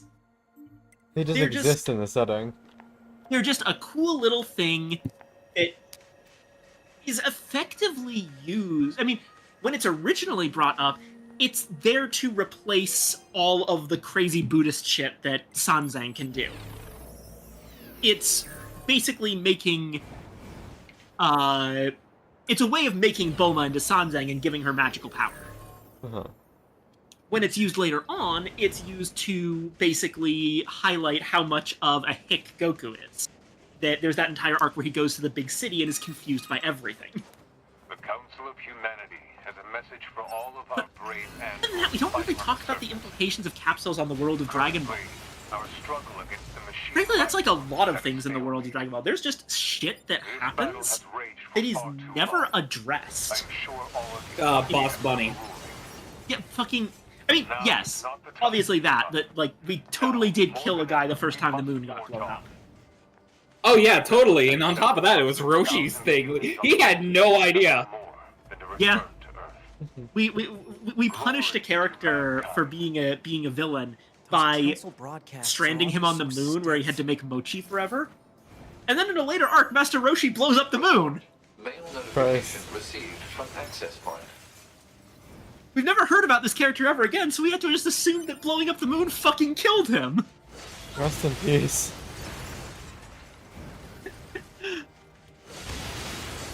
We can't even fully assume that he came back through the Dragon Balls at some point, because, one, several times that the moon came back, it's because we wished the moon back.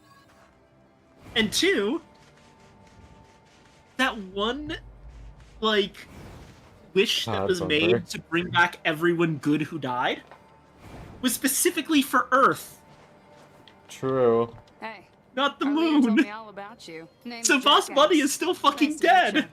you. I hear you're planning to take out all the machines in the desert. You know what's funny? Guess that means we need What? to get that entrance You didn't open. get far Looks like enough into Dragon Ball, so you So, might just know this through other means. There are slight ramifications of Roshi blowing up the moon, Don't go try. and it's purely for a joke. Don't go trying to be. Don't go. There is a I'm aware of the werewolf. yeah, that's it. There was a reverse werewolf who once a month would just turn into a human and go and actually party, being like a lot more, accepted. He's like a handsome guy when he transforms, but because the moon is gone and his transformation can't happen, he is now forever stuck in his wolf form. Oh. And he is just like, you fucking asshole! I was gonna have so much fun! Hi, people with the mask. Yeah. So yeah, now you recognize those masks. Hey. It's like, yeah, it's not even just, oh, the mask looks somewhat similar. They are the same masks. Yeah. Of course, it's only the people masks rather than the guard masks. But still. Yeah. But yeah, admittedly, I remember they solved that problem by reflecting light off of Krillin's head, and that counts as the moon. Eh. That's stupid as hell, but I love that. And Bubber, I don't know. This continues to be a running bit with Krillin. There's a character in one of the early Dragon Ball arcs where his entire thing is that he's fucking stinky. And like one of his attacks is that he rubs his fucking sweaty genitals and then sticks out his hand and makes you smell his finger. Like that's his attack. What the fuck? It's like the most disgusting human being alive. And like Krillin's fighting him, and it's a really tense fight. And then fucking Goku reminds him that Krillin, you don't have a nose.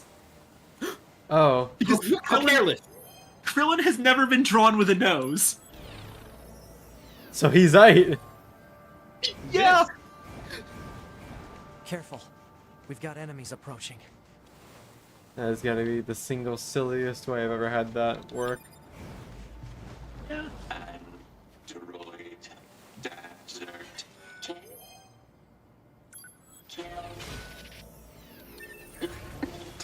These machines are talking. Yeah, I heard from the Resistance that they've been seeing this a lot lately. Couldn't tell you why, though. But when I was talking about stuff that like just kind of happens and we don't address it, I wasn't even talking about Boss Bunny or things like that. I'm talking about things that are just realities of the world that are just kind of there, and we don't address like how weird this version of Earth is. Because ostensibly, the Dragon Ball world is supposed to be Earth, but it doesn't look like it at all. Yeah, oh yeah, we live in a world of dinosaurs. I kind of forget about that. Dinosaurs still exist. They are just around. They're not even like particularly. Do you think they even understand the concept of being scared? Remote or anything. Like it would It's be like one thing if the dinosaurs only showed up in weird little remote corners of the globe, like how it works in One Piece. But no, there's like an entire bit in the Boo arc, if I remember correctly, where a fucking bunch of like mobsters are running a circus attraction where they have a baby pterodactyl as like a freak show sort of thing. Is that right? Did I? I don't know.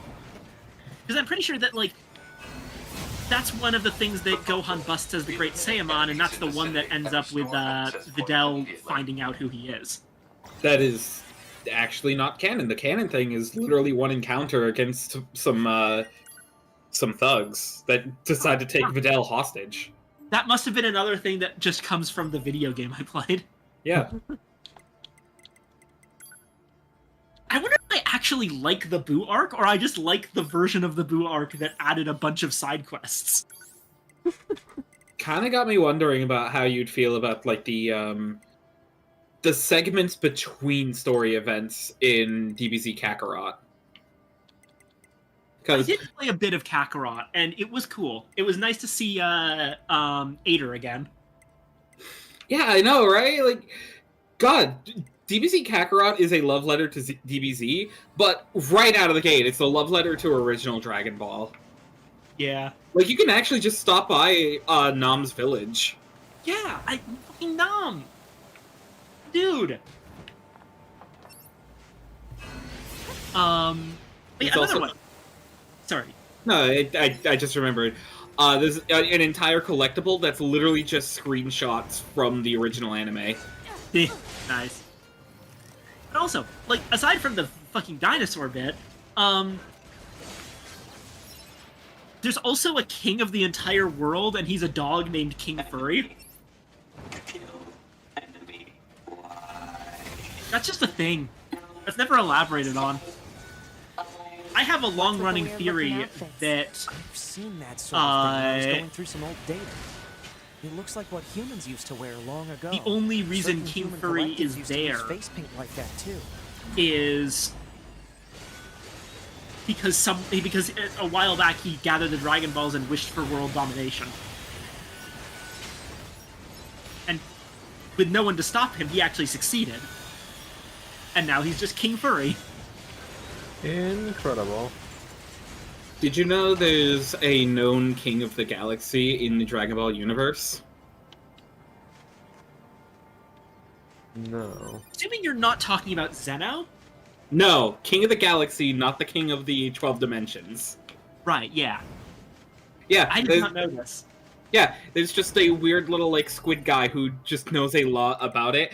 In fact, the only reason he, like, shows up is the Brief family is actually connected to the Galactic Policemen, who are, you know, fictional cops. You're either getting actual honest police or crooks. Oh, Jesus. Wait, I remember this. This is connected to the fact that because all of Toriyama's various mangas kind of took place in the same universe, the Galactic Patrolman manga, as well as Dr. Slump, all exist in the same setting as Dragon Ball. Yep. It was just like a little tie-in, and it was kind of a weird thing to pull out in Battle of Gods, the first official Dragon Ball content since Z ended. Yeah. What, are you saying that GT wasn't official?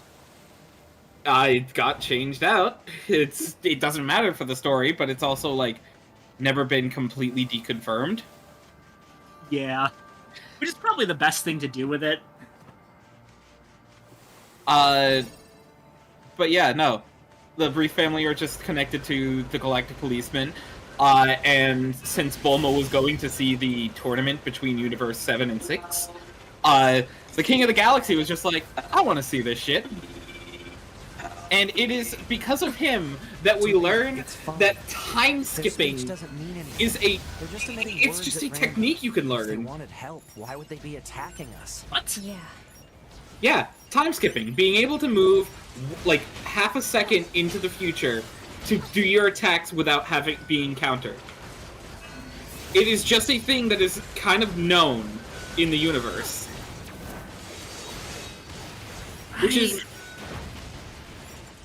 Is it that every time you look at some aspect of Dragon Ball's fight system that is outside of what the main characters actually use, it suggests the most interesting and varied fight system in the world, and yet everyone just uses it.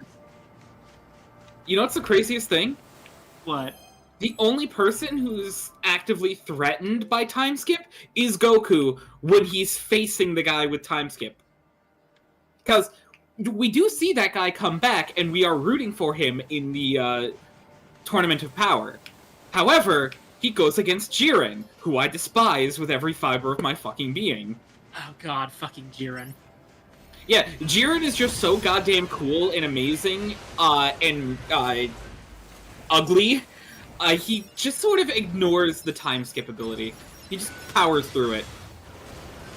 Alright. Jiren, from what I have heard, is a great example of the very specific and very weird trope of the villain Sue. Which is exactly what it sounds like. It's a Mary Sue, but a villain. Yeah, everyone says like how cool and powerful they are. Every time they actually do something, they one-shot and then move on. Yeah. Gross. And then I can't believe... I knew somebody IRL who defended Jiren's backstory as, like, at least he got something compared to other Dragon Ball villains. Are you... I mean, Cell has a backstory. Yeah, no, it's just, like, some way to, like, try to make him, like... You're supposed to feel something for him? But, I don't know. I feel like... I'm not even joking, like 80 episodes, bare minimum, on that count, by the way, of knowing Jiren's existence, and not knowing his backstory, only for it to be dropped that, what's your backstory? What's his backstory? So, you see, one day, he came home, and his village was on fire and being killed, and ever since then, he was really upset, and he doesn't trust people. That's it? That's it. And yet he chooses to like be stronger and protect people because he lost he lost everything once. 2 episodes later, I never cared about life. I'm just going to destroy everything if I win the tournament. Yeah, okay. I fucking hate Jiren. This just seems like an extremely poorly written character. Yeah, have you ever seen Jiren, Colin? No. Okay. Imagine if someone took the... You know what a gray alien looks like, right? It's heading for that rocky area. Individual target ID marked. Like the little, the grays. Sorry, no, what's up? You know what a gray alien looks like, right? Gray alien. Big round head, giant, like the black eyes. stereotypical. Yeah, Yes. the grays. Okay, now imagine that, but imagine a gray alien wrote one of those Chad and Soyjack comics, and imagine what the Chad gray alien looks like. That's Jiren. Hate him. Also, How do you put like him... how do you like my description, Bumpy? You forgot to put him on the, on his universe's Avengers, but yeah. I was going appearance alone. Yeah, no. But you gotta mention the skin-tight Marvel suit. Oh, right, yeah. Oh, hold on 1 second. Safi! Hi, Safi. Hope you're doing well. Thank you for the hydrate. Posture check. And stretch. Yeah. The thing that pisses me off most about Jiren is that, like, he actually has a another person on his team who had a bit more of an interesting arc, especially considering he was genuinely a hero. He was the leader of like whatever that crew was called, because yeah, we don't care. I just realized, by the way, Blippy, when you're talking about like skip time guy, you're talking about Hit, right? Yes. Okay, that's what I thought. Honestly, time skip has a really sick thing visually, where the entire world just becomes shattered mosaic glass. Oh, that's cool. I found out about Hit from Dragon Ball FighterZ, and I just see this guy who I do not know about named Hit, who has like this weird time skippy thing going on, and I'm just like, who the fuck is this? Why haven't I heard of this dude? Low stakes tournament arc, that's why. The agony. But, Top, is the name of the character that I was talking about. He's like the thing that Jiren's in is actually a group of heroes, and that universe is incredibly dangerous. In fact, in terms of like comparative power of the entire universe, it's, I think, the very top of it. With Universe 7, the one with Goku, being the very bottom, because you have to establish them as underdogs somehow.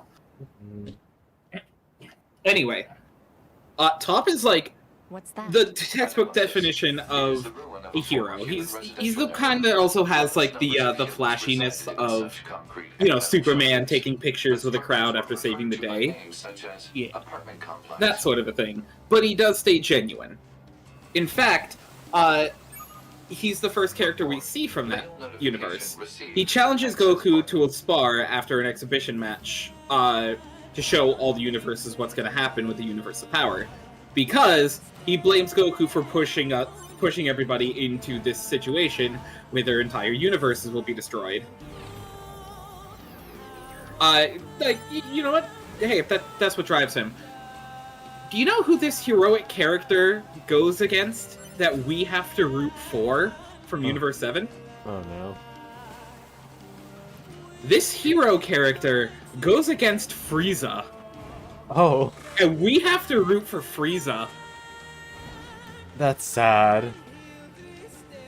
No, you see, Dragon Ball Super Frieza is a completely different beast and the best character of the entire show.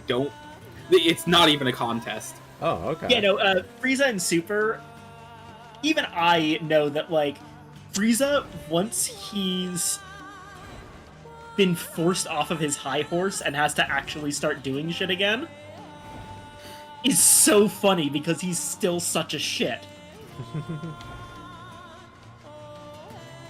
I love the fact that, like, he gets free and then he's like, oh, I really wish I could stretch my legs. Aha! Here's an entire assassin squad! I'm gonna brutalize them to stretch. And genuinely just, like, ravages everything, destroying them very precisely, laughing maniacally, and like, but not like a crazed sort of way, more in a sort of way. He's so fucking fun. But going back to the connection with Top, the fight goes to be like pretty even until Frieza gets the upper hand. I think there were some like tricks involved, but he ends up getting the better of Top and kind of gloating about that fact. He does the villain thing of like, oh yeah, he's already gonna lose, but Frieza's gonna gloat for a little bit. In that moment, of course, when the hero is down and about to lose, they get a power-up. But now it's on the opposite side for us as viewers. It's like, uh-oh. And the thing that's a little, like, okay, I see that. That's an interesting twist on the usual thing.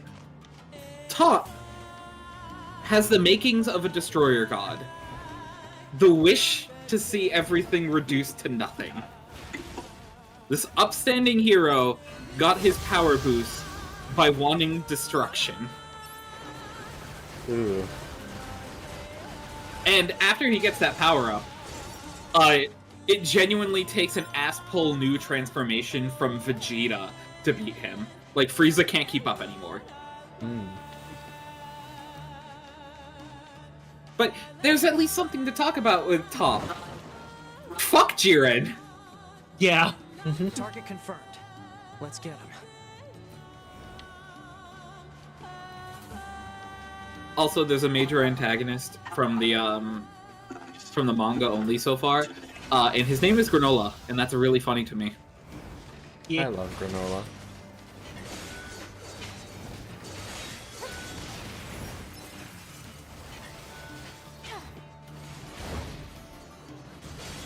God, I was yapping for a while. I apologize. Don't apologize. I love listening to you, Beanstalk. It isn't as often that we get to hear the rare Blippy yap session. Yeah, it's mostly me yapping. I've been more reserved with that sort of a thing recently. I do notice that. You don't need to be reserved. I love No. letting you guys talk. Makes me happy. What the fuck? You are depriving us of yapping. Yeah, how could you? When? I always worry about it going in one ear and out the other. I mean, it does, but I still want to listen to you talk. Okay. I try to keep up, and I think I do generally.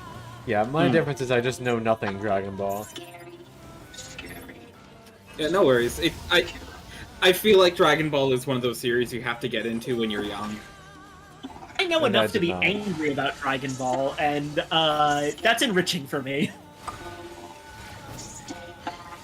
I feel like if thankfully, and this is something I have been worried about, but from context, Blippi does understand that my critique of Dragon Ball is because it's fun for me to critique Dragon Ball.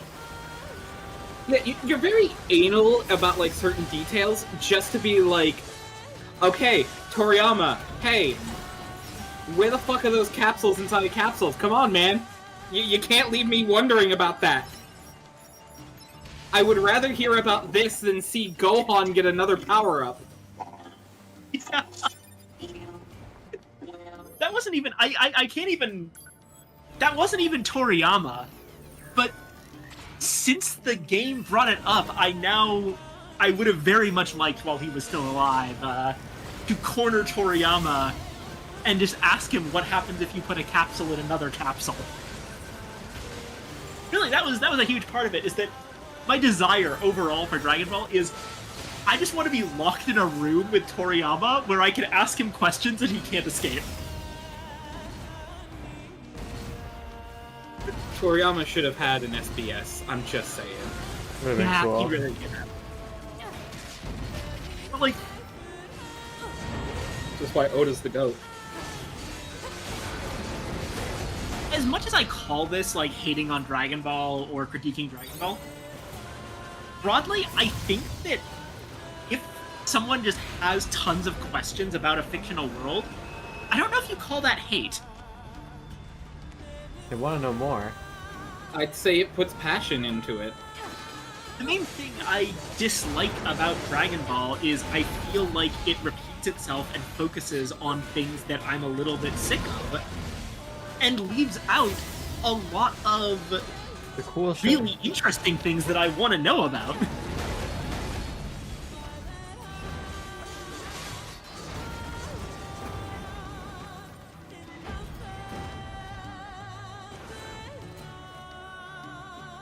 Remind me.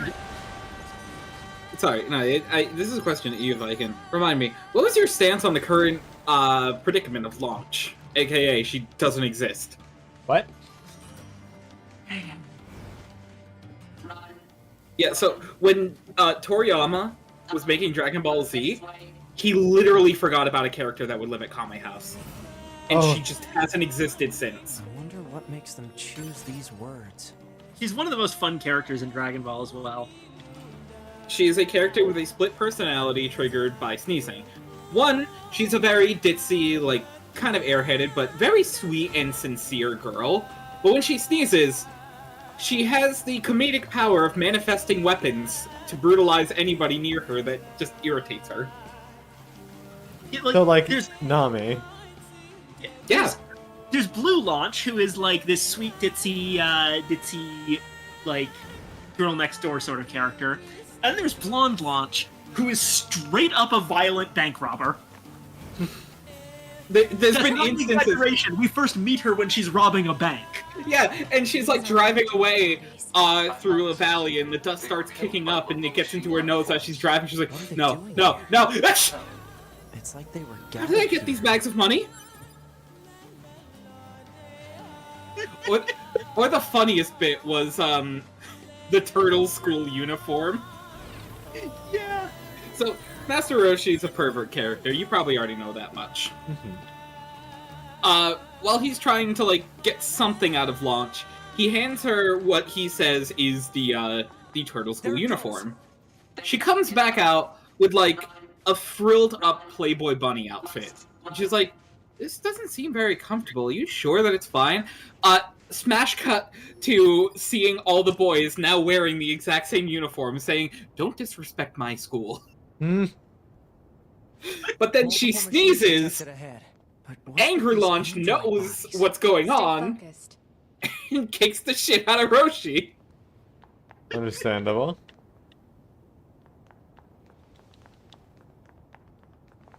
Alright, it's time for I things to start mentioned to with get fucking weird. the food theming, technically her name is probably Lunch. Yeah.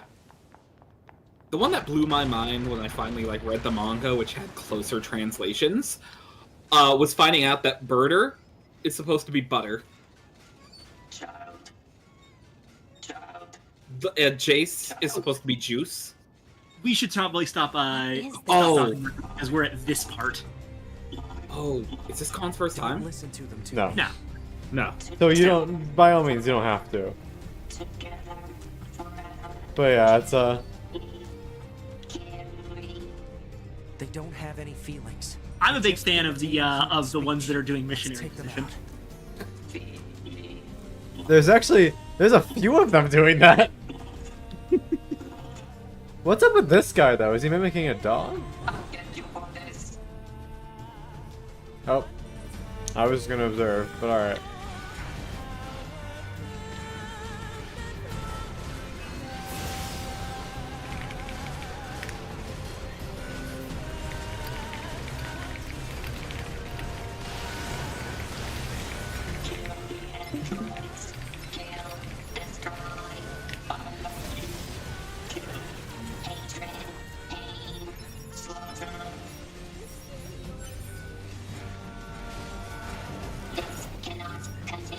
Uh-oh.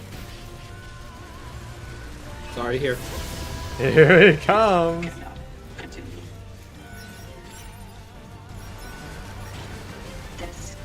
This is another game I never truly beat.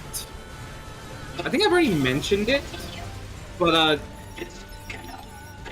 I know I was playing Nier Automata during a very, very stressful point in my life. And I had to drop it when things, like, came to a head. And I couldn't just sit and play video games. Yeah.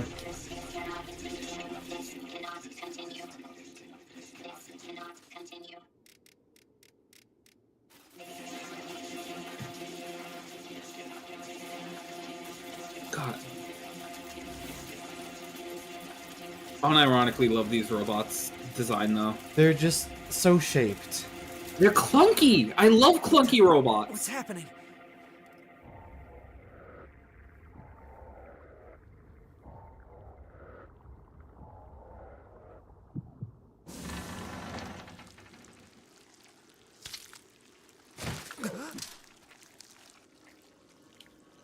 An android?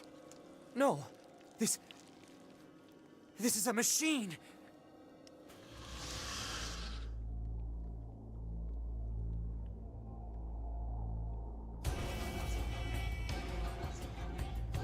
Does he attack us if we don't?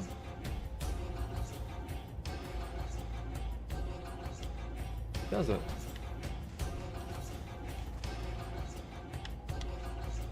He's just like chilling. What up? Can you leave the area? No. I think you do have to fight him. But it is... I think it's just showcasing that there's a lot of enemies in this game, much like the Shades in Replicant, that they are just straight up not hostile until you attack them. And for this character, that makes a lot of sense. Very much so. Hi, Paint. Considering literally just born. He's a literal baby. You are fighting a baby! Hi. It's possible to fight a baby and lose. It is, actually.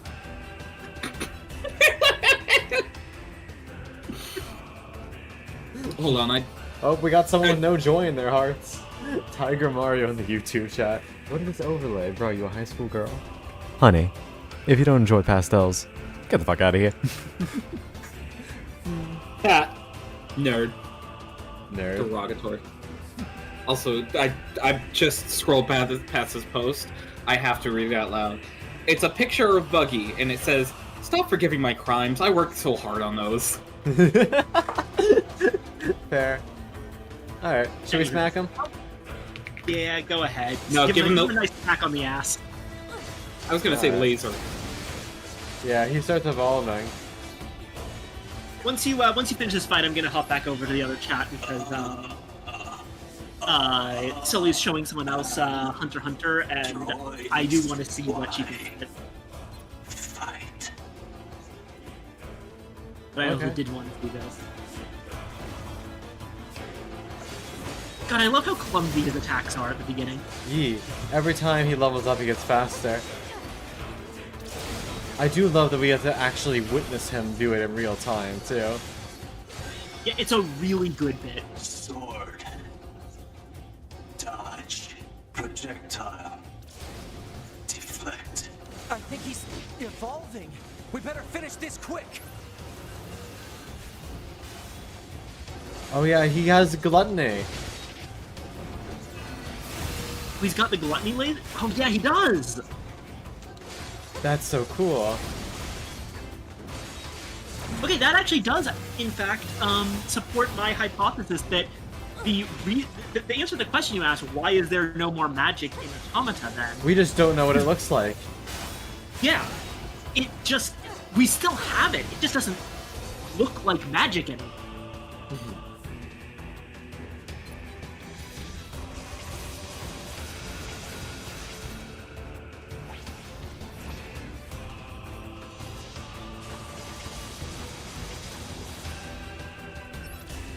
High charge. If there's no magic, then what the fuck is he doing right now? What are these? Those are like the pillars. Dark Lance.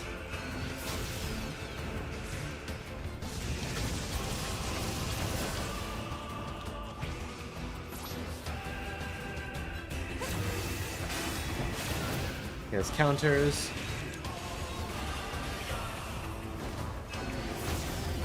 He can dodge.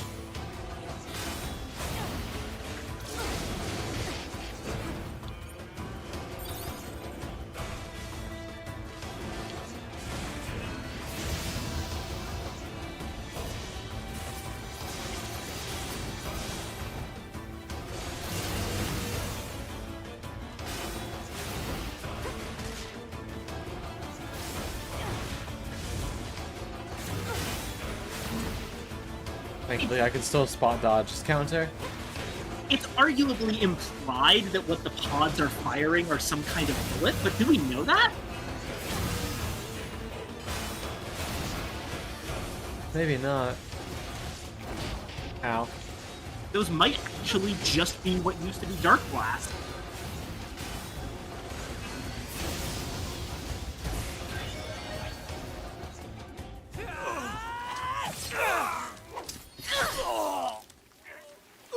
And how does the magic itself evolves?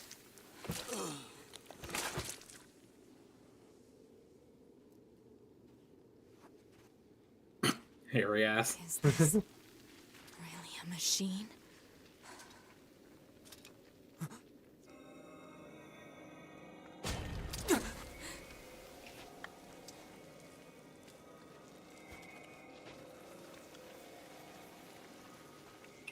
Damn it, not another one.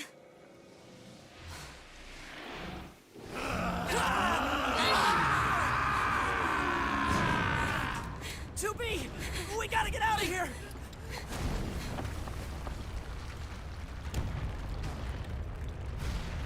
Oh. You know, I just thought about the fact that he literally burst out of the other one's chest. Yep. I didn't even. I mean, they're named Adam and Eve. I just like, oh wait, one literally comes out of the other's chest. Yep. Eve was made from Adam's rib.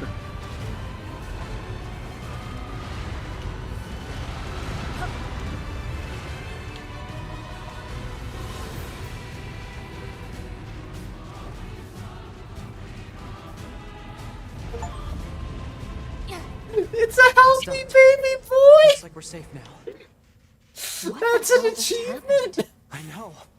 I've never seen a machine like that before. We better report this to command. Holy fuck. Wait, that's so funny. That's something. I mean, that's something that I definitely missed out on playing the PS4 edition. The fucking achievement names. They still would have popped up. No, not. I used to play on PS4. We didn't have those. No, PS4 had that. Are you sure? Yes. Were they named the same thing? Yeah. Yes. Are you? Really? Huh. Anyway, I'm hopping off now, but it has been fun, Google. Bye, Viking. Yeah. Have a good I'm probably gonna go one. join that for my last half an hour. Yeah. Have fun. Con, you're a good dork. Love me lots. Love me beans too. Oh, would love me to see you. Rotates you. Goodbye. How fucking dare you? Oh yeah, hold on, just before I go. Am I gonna get I breath? unfortunately won't be able to do the bit, but here. You motherfucker. You come into my house the day my daughter's quinceañera. You leave before I can finish my bit. I cry. I'm gonna cry. Man. This is a new level of disrespect.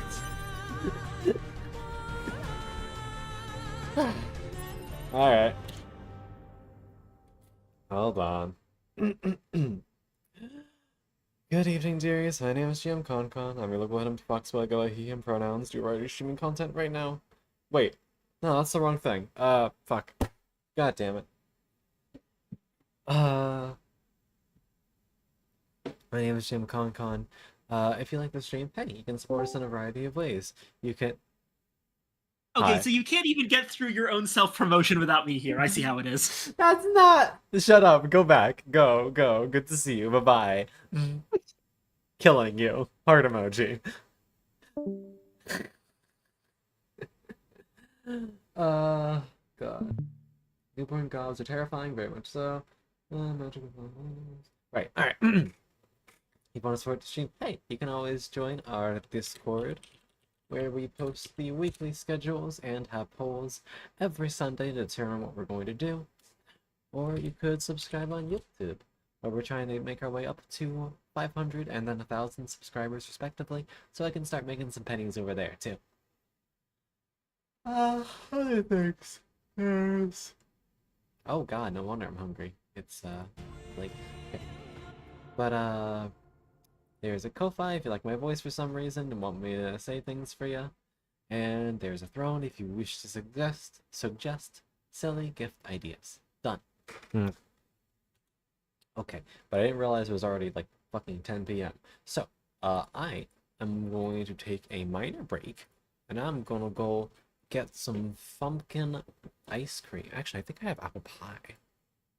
Hell yeah. I'm gonna get apple pie. And I will be right back. Do-do-do.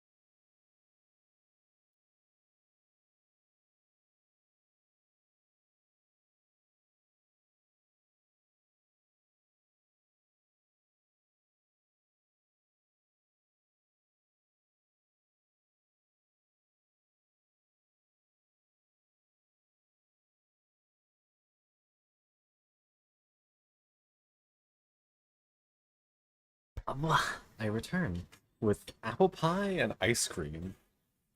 Fucking getting spoiled today. Time's up.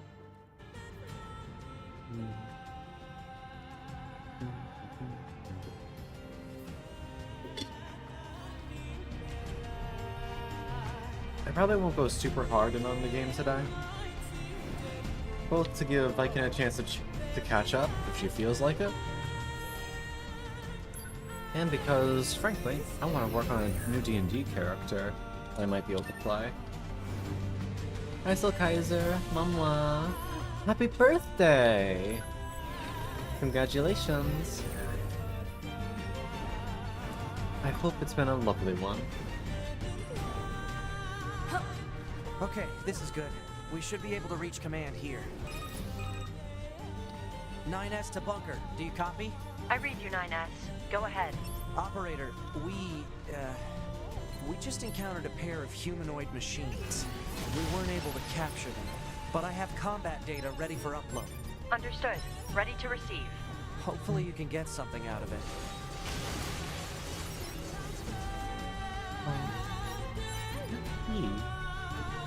I hope you were able to have plenty of funds. Yeah, you get the bumper.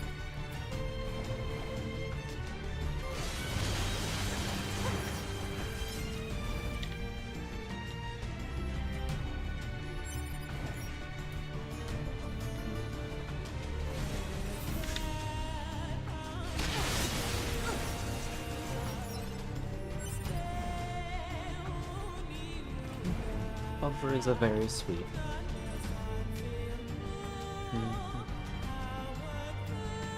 They love me. Hi.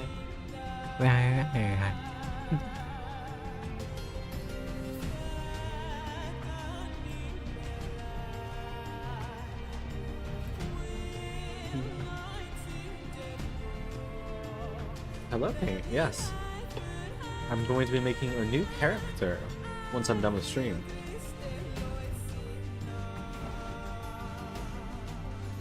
In fact, let me post them right now in in the server so you guys can peek their design. Or should I say her design?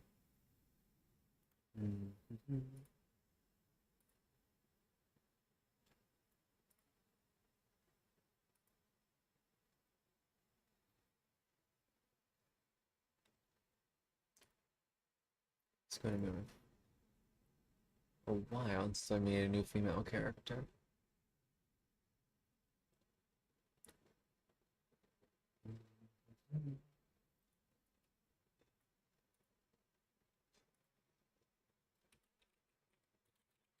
I have recently decided that her name is Amara.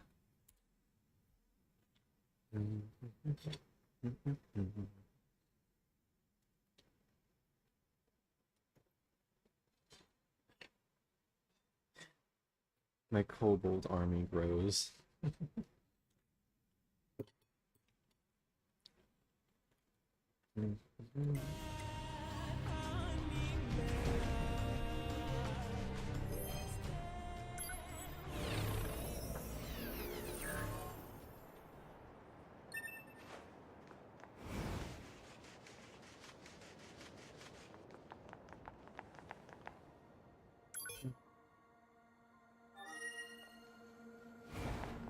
Kobolds. Hey, welcome back. Thanks for securing access to those desert resources. It's a huge help. I know it isn't much, but please take this. It's the least I can do. Oh, and be sure to swing by if you ever need anything, all right? Thank you. What can I help you with?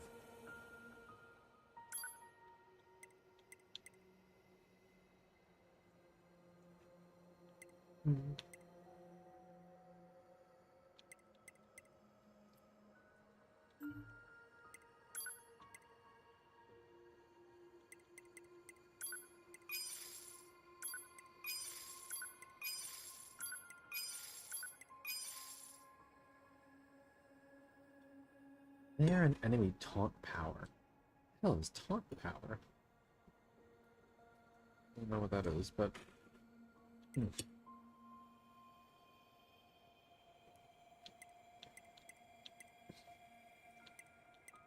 You have it, if you ever feel like using it. Still not sure why this one's slightly more expensive than the other one.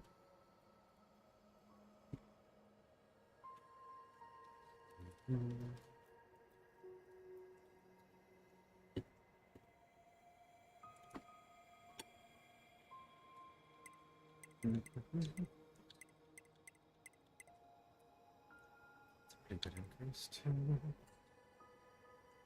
Ooh, wait, this is so good. Recovery.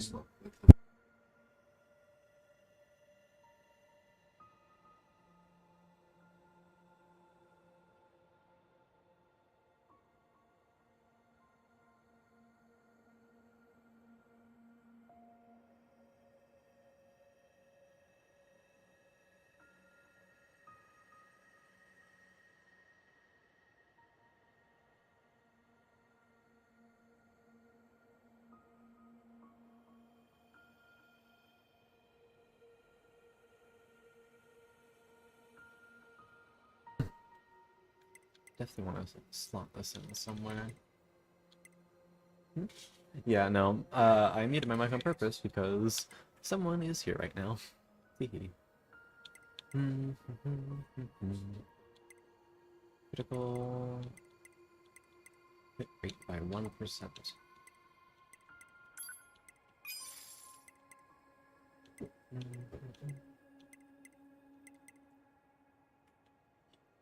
Kills 15%. Oh man, this actually, they were starting us off with a really solid one.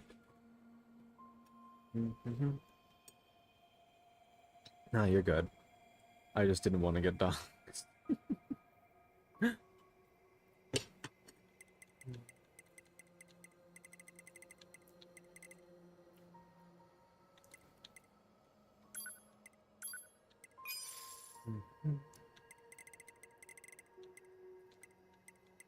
Oh, you can sell the fish. Fun. Quite a bit of money at that too, yeah.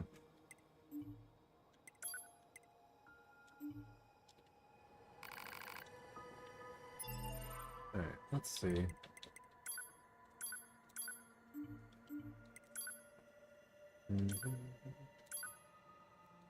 We aren't really using the counter that much. Let's see what else we put in. Definitely want offensive heal. We have 4 left. So let's put in a evade range.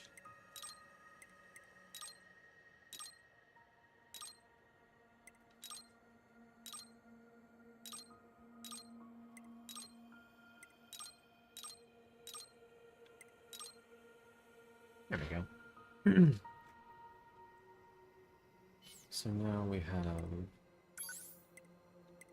offensive heal, evade range, auto using items, and movement speed. Yeah, better one for movement speed.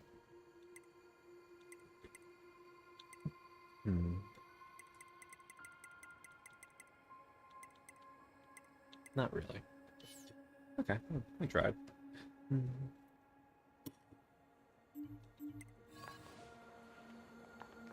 I hear you kicked some tin can ass out in the desert. So I guess, you know, thanks or whatever. Yeah, no problem. Don't go trying to be a hero, alright? If I could recall, she gives us some quests later that we can do. Whew. I think we've earned a breather. Say 2B? I was hoping we could talk about our next move. I'm worried about the damage we took in that last battle with the machines. Maybe we should return to the resistance camp to resupply and conduct maintenance?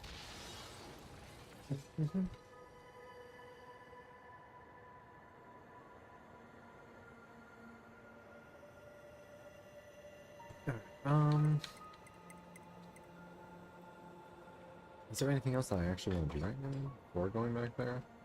I don't think so.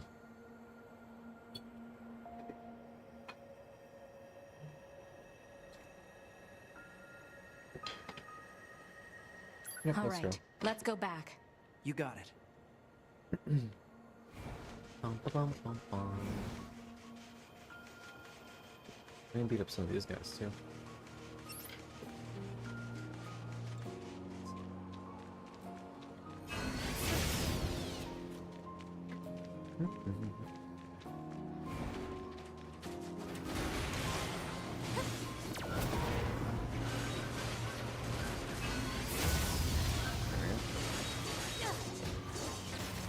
Yeah, that's really nice, actually. Oh, but even it heals me on the the little bullets. Oh, that's so nice.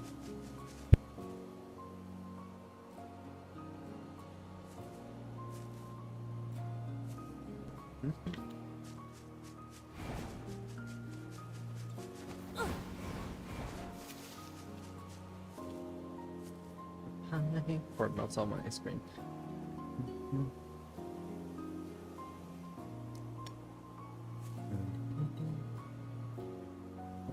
How many people in chat have actually played through Nier Automata?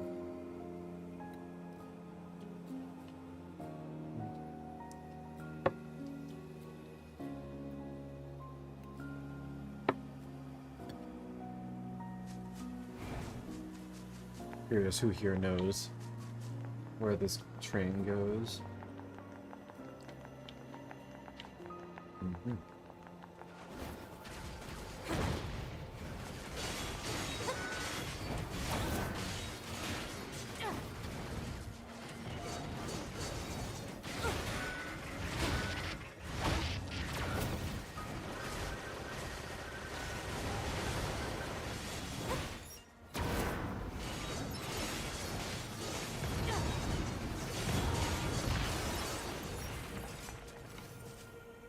Okay, so I don't need enough damage to my pod to heal on the little hits. And there is not a mandated minimum of healing. Good to know.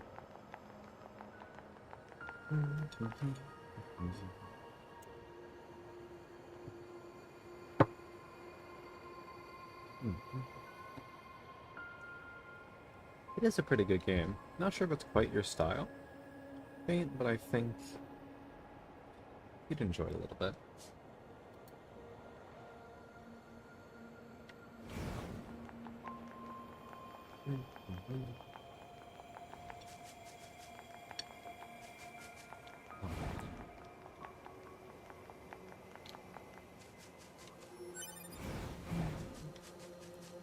Hopefully we can go back to the camp and actually get some good upgrades now.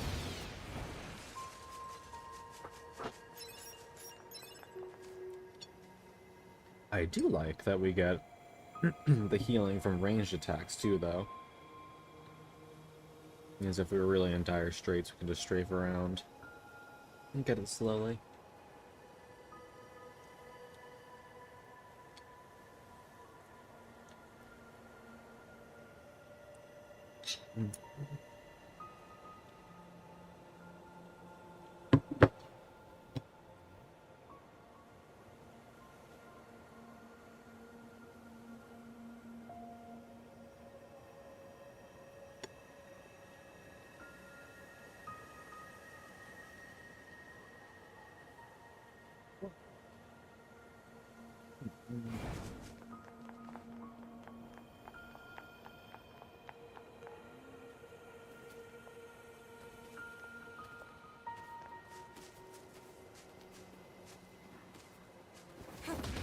Oh, sorry.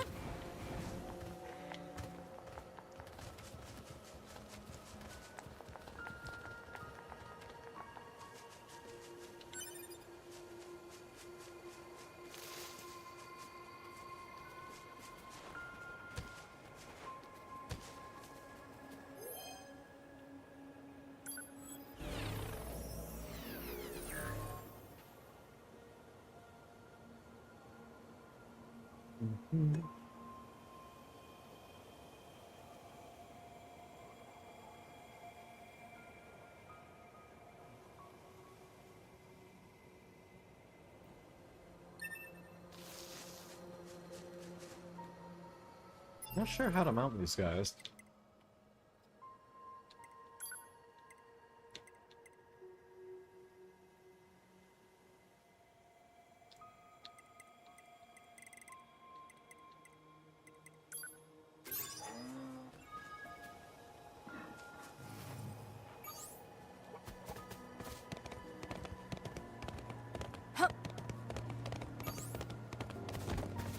Yep.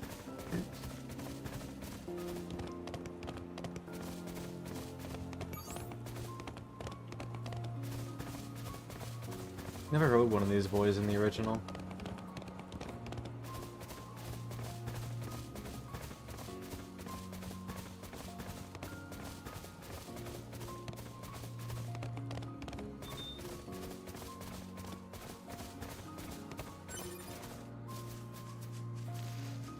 Oh, I can't remount it though.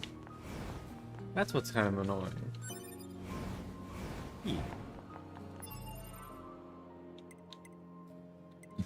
Excuse me. Oh.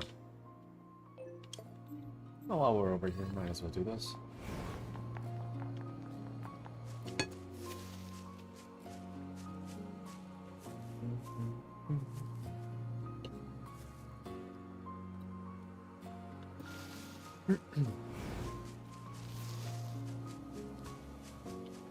Oh, the paint.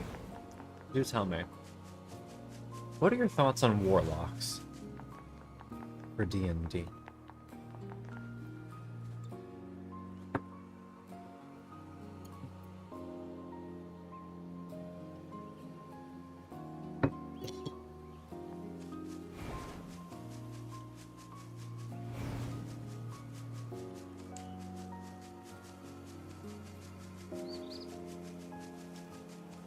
Alert. Access point communications jammed.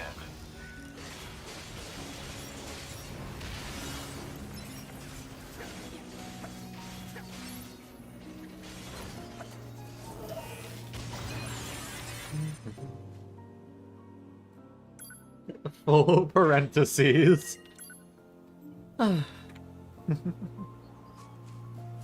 Silly.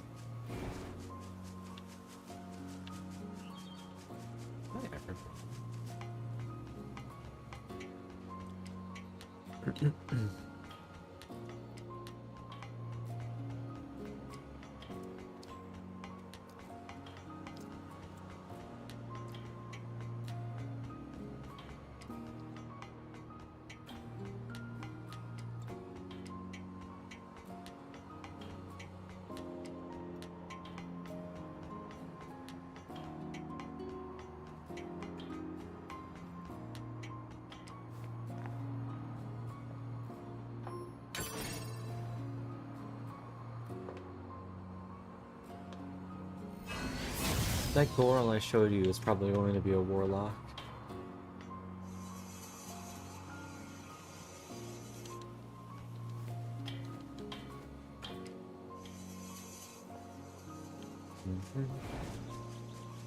I'm thinking Great Old One, since I've never fucked around with it before.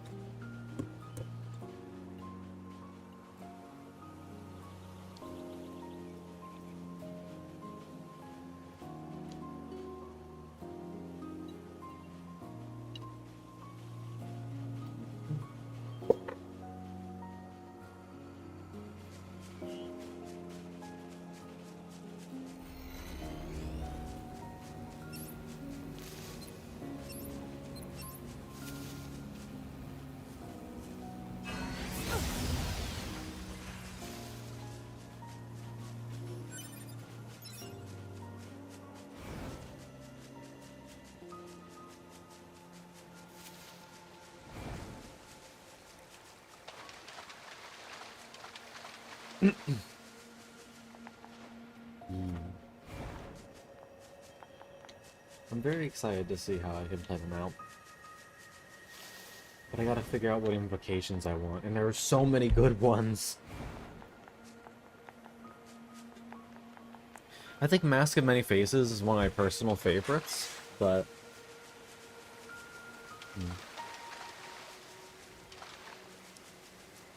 we'll see if it's what I end up getting.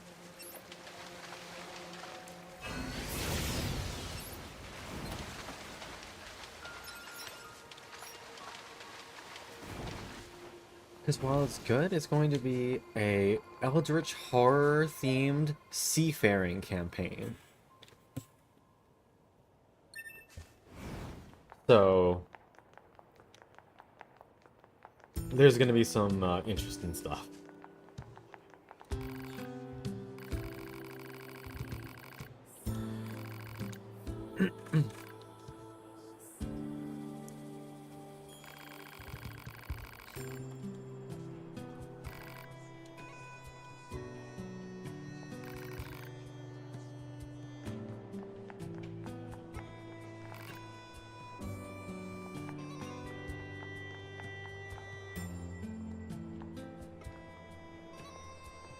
Excuse me.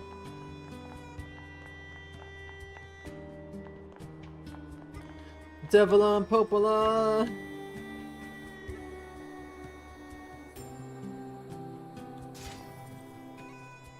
Oh, well, I would go fathomless. Slight issue. Another party member's already doing that. I'm like, oh, shit. I mean, that was the original plan, but I'm a little late to the party.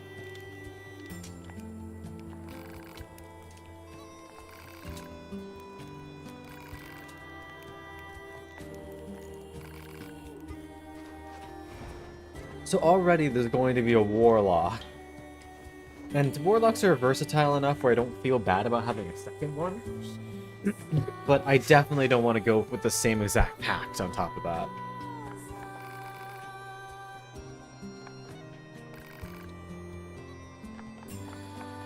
A knife! No! Hi, Baldi. How you doing? It's been like an age.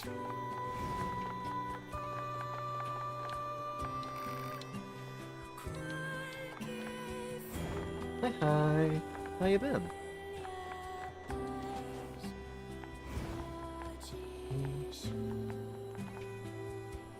Yeah? Several age have passed. I've been pretty alright. Excited that I might be going into a new D&D campaign, changing jobs, and now replaying through Nier Automata on the PC.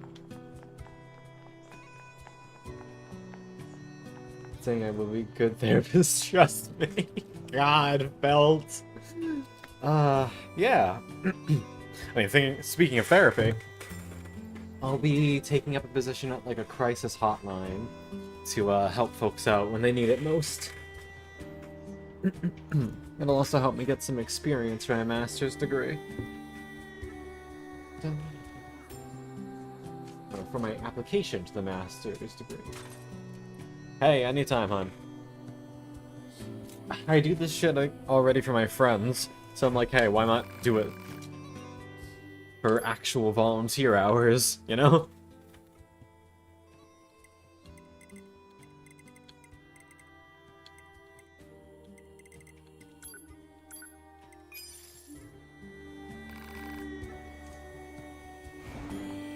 I will be getting a master's in genetic counseling.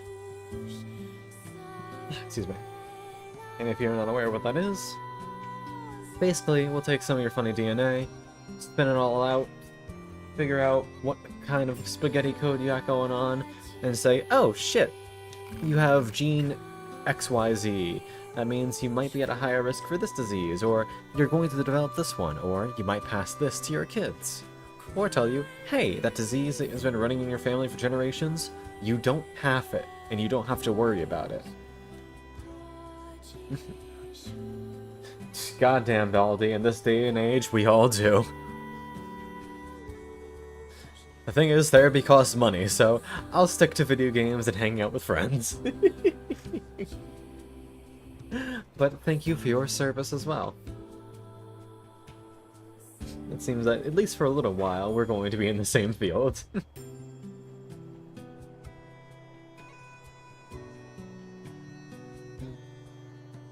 I mean, think about it this way. We just do a bunch of the science shit that may or may not give you depression. So we gotta be trained to say, hey, this diagnosis isn't the end of the world. There's still a lot of things we can do to prevent it. Steps we can take. All that jazz. Obviously, if you're getting a good result, you don't need that counseling side as much, but...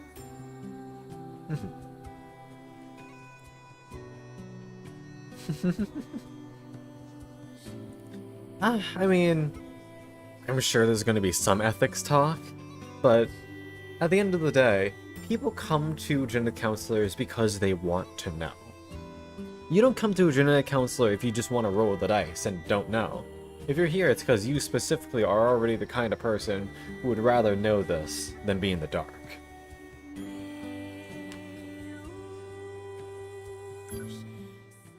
So in that way, I at least feel a little bit better, because I don't have to worry about, like, forcing that information on someone who doesn't want to hear it.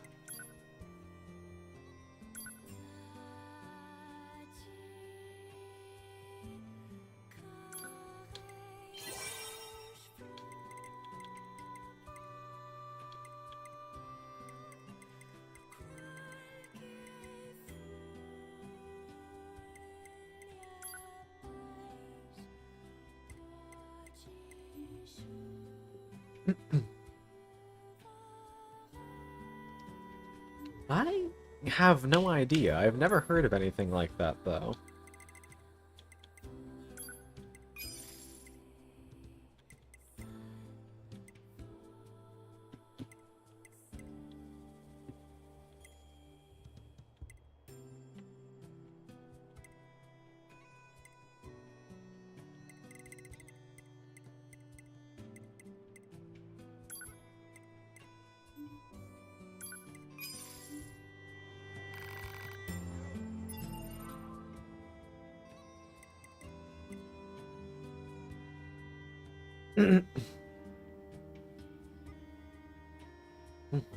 Damn. Another thing about Japan you gotta remember, though, is that it's a much more active lifestyle than what we're used to in the US. This is coming from someone who visited earlier this summer. And it's just like, man, it's like non-stop.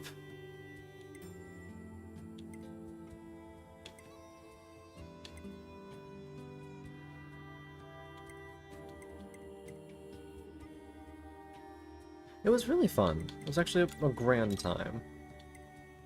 What was that? As for what we did there, we went to a bunch of the different cities and towns. Like, we got Kyoto, we went to Tokyo, I went to Nara, saw the deer park, went on top of one of the mountains, forgetting which one it was called. But we stayed in, like, one of those traditional places where it's like we had the tatami mats, slept in futons.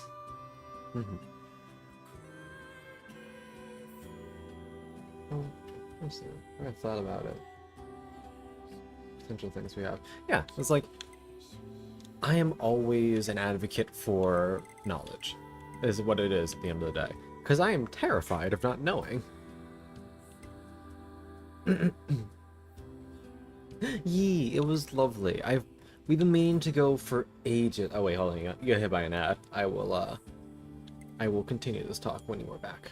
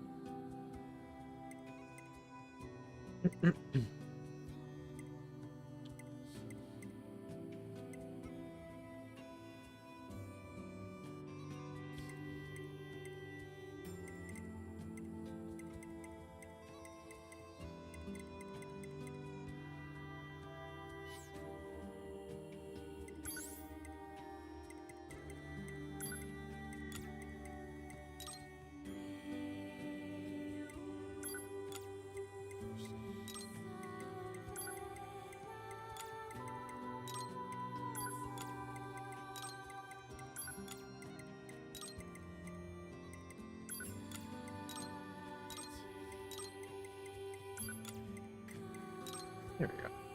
Yeah, how much space left? 7. Welcome back, Baldy. But yeah, it was lovely.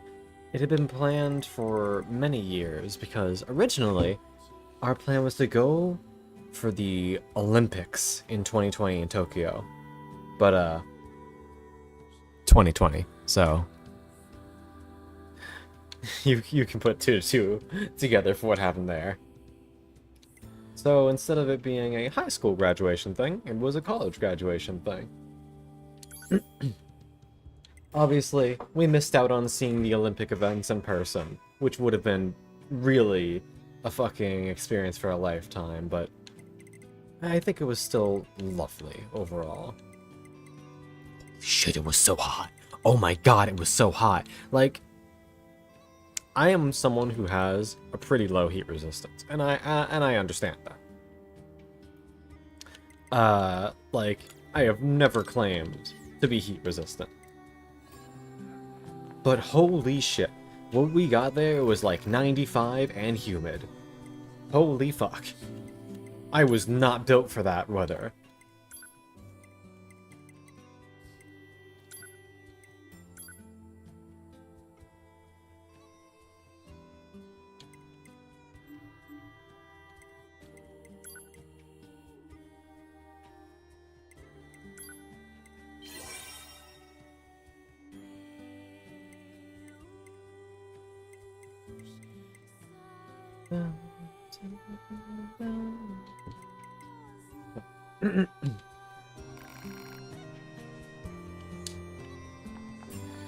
God.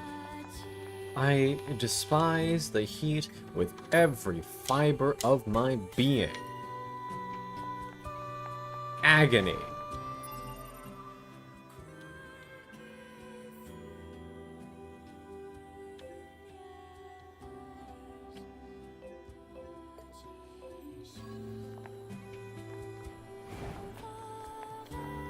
But so it goes. Ugh, yeah, it's... I don't want to imagine it. Like, if I ever go back, I am 10,000% going either in the fall, winter, or spring. Only issue is, if you're going in the spring, it's going to be so crowded. Because even when we went Operator to 9S. at our shitty time, This it is was 9S. crowded. Go ahead. I have an incoming message for 2B and 9S from the commander. Initiating playback. Yeah, 2B, I'm sure it'll be really 9S. pretty. We've lost contact with several Yorha units that were on their way to the surface. Their black boxes are online, so we presume they're still alive. We've tracked the location of their signals, so I need all Yorha units on the surface to head over and investigate. End transmission. I heard something about that back at the Resistance camp. Target location confirmed. I'm worried about the other androids. We should probably check this out as soon as possible. Right.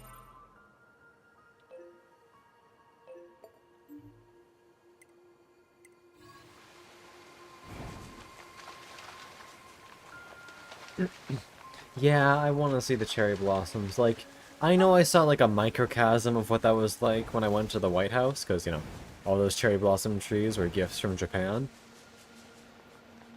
But what I would kill to see some of the places like the Fushimi Inari Shrine with cherry blossoms in bloom, I'd just die.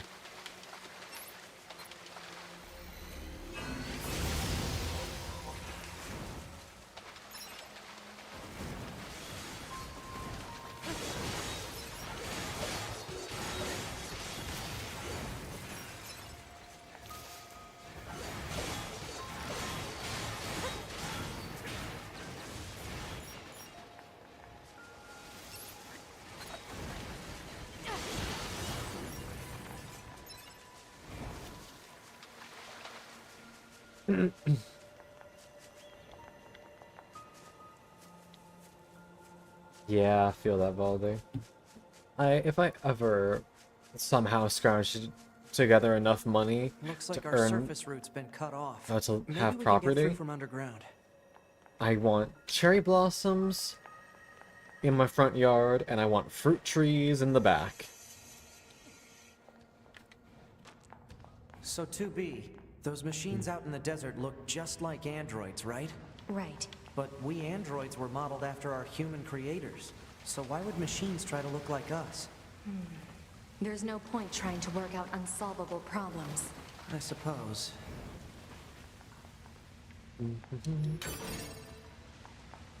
Oh, that sounds lovely paint. Like, I know I could probably never, like, make enough to live on or any shit like that, but I want to have enough to, like, make little apple pies and stuff. Baldi, enjoy your food, maman. I hope it's heckin' tasty. Like, I would kill to have banana trees. I know that I could never have them due to the climate of any place I'm like to live. But I would so kill for banana trees, so I could just grow some of my own. Because I go through them so much.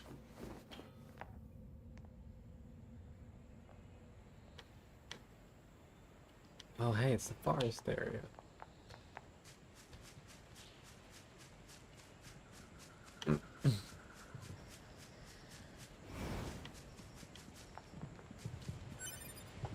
Never mind, it's a circus. Forest area must come later.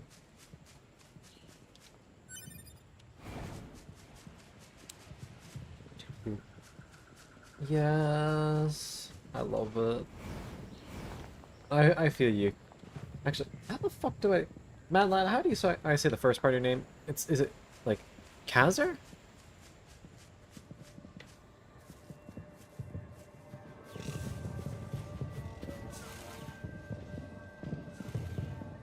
Kazar, okay.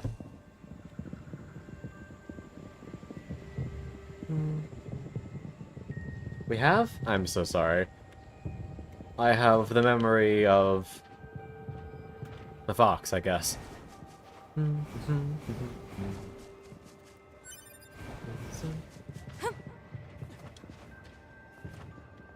But I feel you there. It was really cool, but there was no place I wanted to be more than home at the end of it all.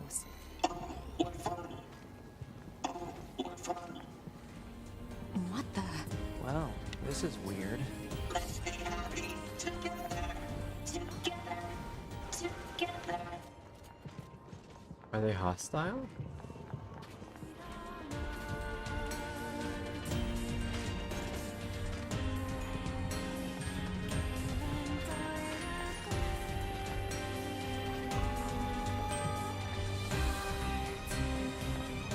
Guess not.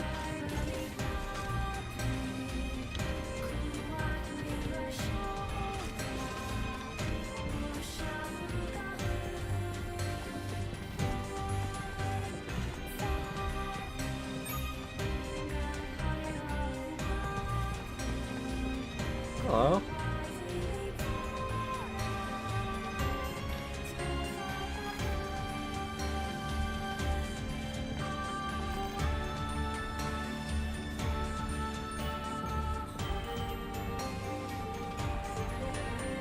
They're just chilling.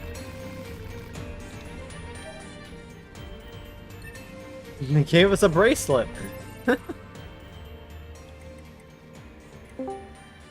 Oh, what? Is that like it? It is. This is a weird game, huh? Oh yeah, I fucking love Nier Automata. It's such a fun game. It's so good. Is this your first time playing it? No. Ah, okay. Though I haven't gone in just completely no violence through the front before. That's fair. I think I did that the first time I went through. I didn't even know there was a merchant here. Yeah, it looks like they actually have some stuff. I'm gonna buy. Hey, Colin, you should eat a fish. No, I know about... Nothing bad will happen. I know about dying from the fish, you fucker. Don't worry, I'm gonna go through the silly endings eventually. I love the joke endings so much. I already got ending T. My favorite joke ending is when you just take out your OS chip. Yeah, that's the one I did. That's ending T. Fatal error. It's like, what'd you do? I took out the pretty thing and I died. I just needed a little bit more space for my combat chips. I just needed space for auto heal, but you know, who needs OS? Oh, I need OS. It's like, what the hell is OS? It's like, man, this System 32 thing is taking up a lot of space. That's literally going delete System 32. Nothing bad could happen. Yeah, it's just like, I don't need it. System How to make a 32. computer a very expensive brick. It turns out most computers, or all computers, need System 32 to work. Whoever discovered that, I feel sorry for them. Well, since this is not your first time playing this game, I fucking love the boss of this area. Oh yeah. The music is so good. Also, I never properly finished this game. You should. You've never done as ending? far as I never got to 2A's ending. Oh, you gotta, huh? I played as 9S and I was just fucking sick of it by the time I got to the end. I'm like, this is so boring. I hate playing as 9S. Huh, wait, did you finish it as 9s? No, not his second time through. No. Okay. You know when you're fucking all crazy and shit? Yeah, I didn't defeat the last boss as 9S. Going to open. Maybe there's another way This around. could really 9S. Colin, did you know that gate's not gonna open? Yes. Mm. So where are we going to go instead? Probably to the back streets over here. Look at your minimap. Oh. Yeah, why do you have a custom marker in the middle of nowhere? Oh, because there is something there. Oh.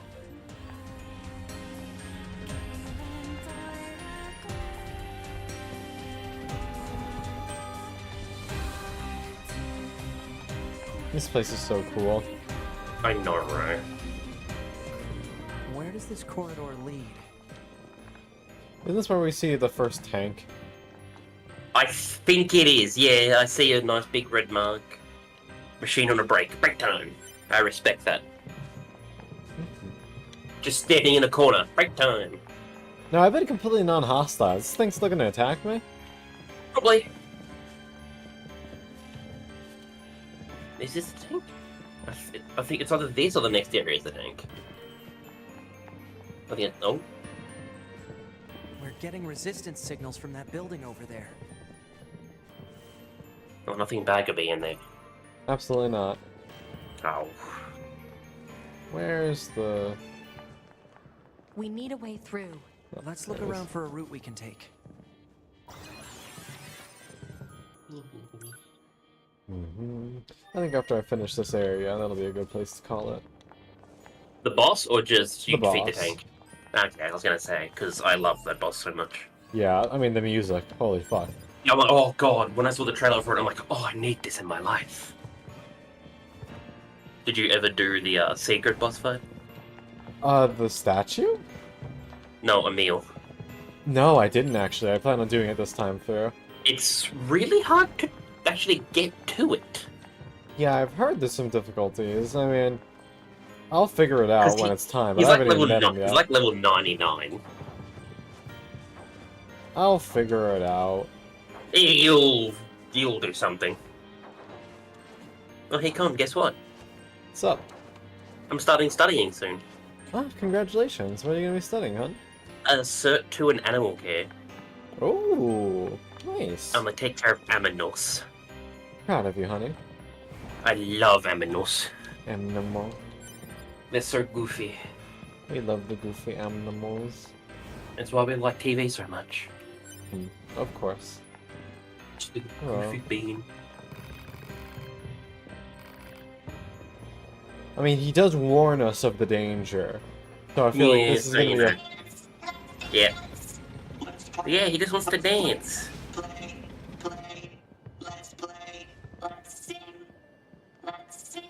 Oh, is this a let's play? Oh. Someone died, yeah. We'll see if it starts shooting us, and if it does... It does. Oh, it's shooting confetti. Heavily armed. We'll regret it later if we let them escape. Oh, so yeah, you So don't let's take have them to out. fight it. Yeah, it chills. Yeah, but like, I've never not attacked it, so I don't know what it'll do. Can you even leave? We're going to find out. Do you really Yes. think it's a good idea to leave that tank behind? If they aren't hostile, fighting them is a waste of time. You can! You can just leave Oh it! my god! did that. I'm like, yeah, fucking fight the tank. I didn't know that. You can just ignore it.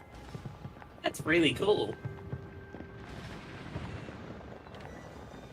I mean, I kind of wanted to fight it, but Analysis. Eh. It is a device that propels humans there's on gonna be rails at actively high speeds hostile for ones soon purposes enough. of amusement. It was commonly referred to as a roller coaster. Humans sure are strange creatures. Thank you, Pod. Speaking of Nier, I haven't finished Nier yet either. Replicant? Hey, I have Replicant, but I just haven't finished. people who know It me is well good. usually call me Nines. Oh, it's such a fun game. Oh. What's her name? So Oh what do you god, I think? forgot what her name is. Oh. I mean, if you want to call me Nines, it's totally okay. Do you remember what her name is? Oh. Oh. Oh, these ones are hostile. In Nier. Oh, yes. Oh, yeah, these aren't friendly.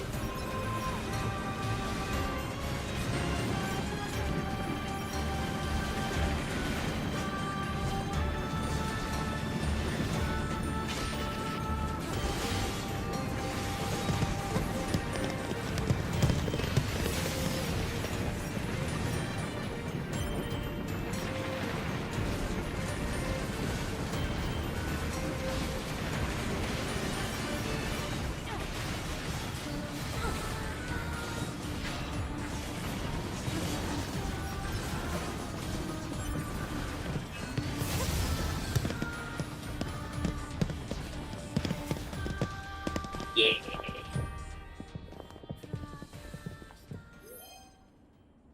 Alert. Multiple resistance members detected beneath this room.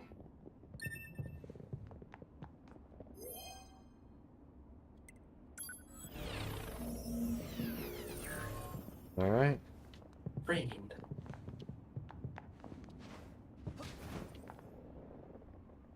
Here we go. Yes. She just wants to be pretty.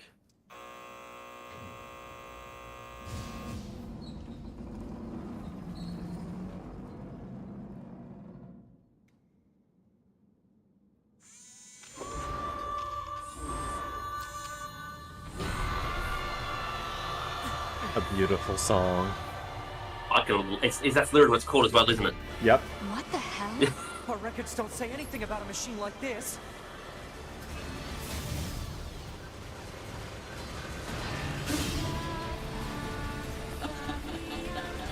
Hey, like, isn't her name like Simone or something? I am not certain. I don't remember. You can only see names as fucking 9S, which is really annoying.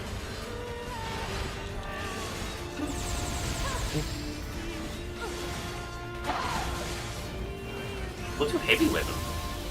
I don't know. You don't have one on, I think. Probably not. Hmm.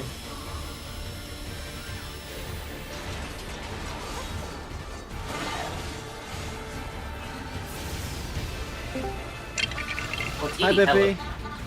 Lycan, you're a pretty boy. Yeah. Thanks.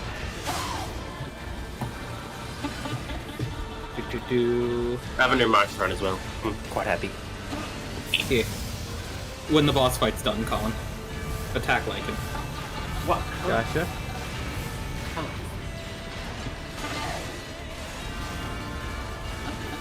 Anyway, I can press you off. Lycan, get rotated. Goodbye. Oh god.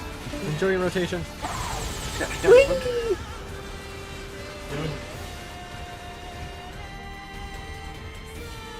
Where'd my lock-on go? Ah, it's this face. Well, did she literally rotate my camera? You should make it go top down.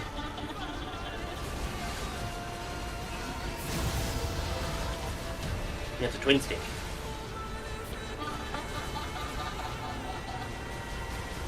That's one of my favorite things about this game. It just makes you go twin stick or fucking side scroll up randomly. Very cool. It's okay.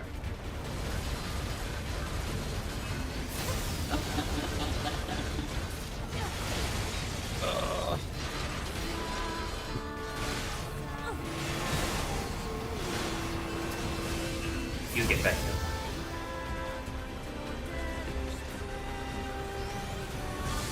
Oh. Oh, this. Oh god. introduction to hacking. I forgot this was an attack. It's trying to Not even hack us. 9S's If we playthrough. take hacking damage, it'll affect our bodies as well. Oh. 2B!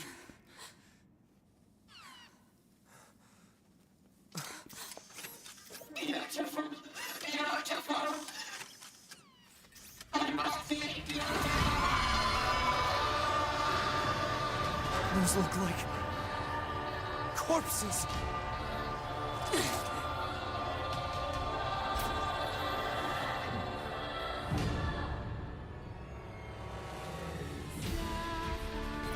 Are we seriously being attacked with dead androids? Wait, I don't think... 2B! I'm detecting black box signals. They aren't dead. They've been turned into weapons. All right, this ends now. That's horrific. Yeah.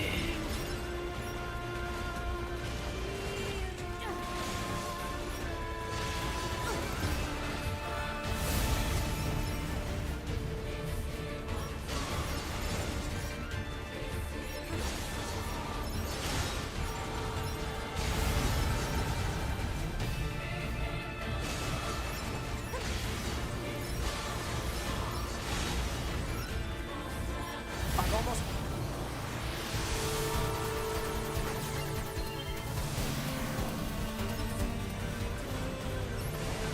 I'm going to try to hack it back. Keep it busy. You got it.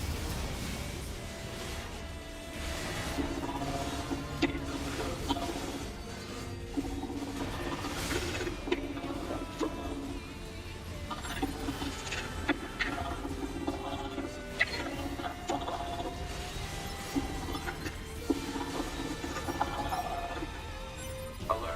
Saturation attack triggered by enemy consciousness data. Failure to destroy it quickly may lead to serious damage in memory regions.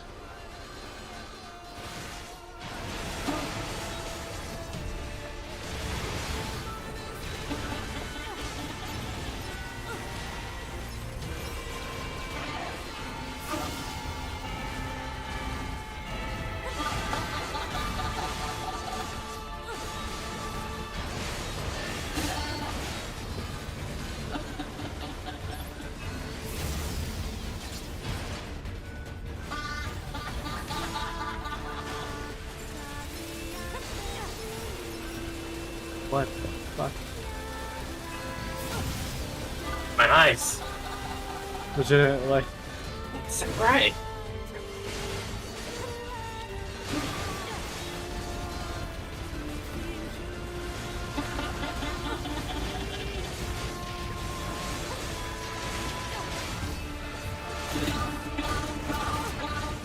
Oh god, ugh. Forgot about that part.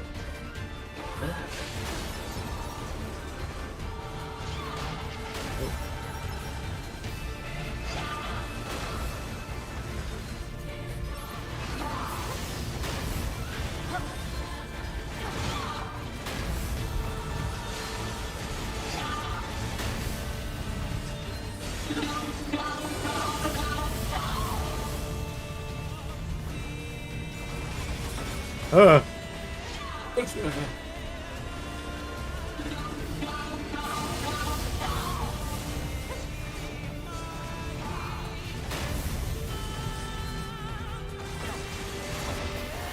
Oh. Jesus, oh god, I hit you with a... Yeah. Pod! Affirmative. Go!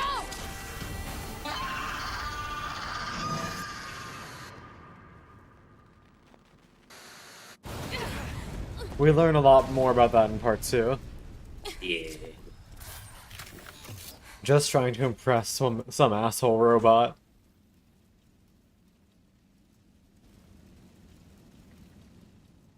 Thanks for the assist. Oh, you mean the hacking? No worries. Us scanners are pretty good at that kind of thing. I've got your back anytime. We have to save those androids. I'm sorry, 2B. Their circuits are fried. I think they were only being kept alive by that enemy. Oh.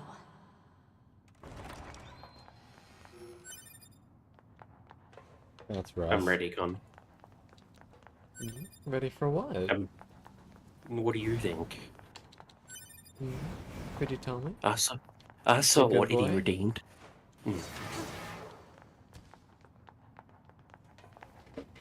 Chin up, pretty boy. Hey, did you know?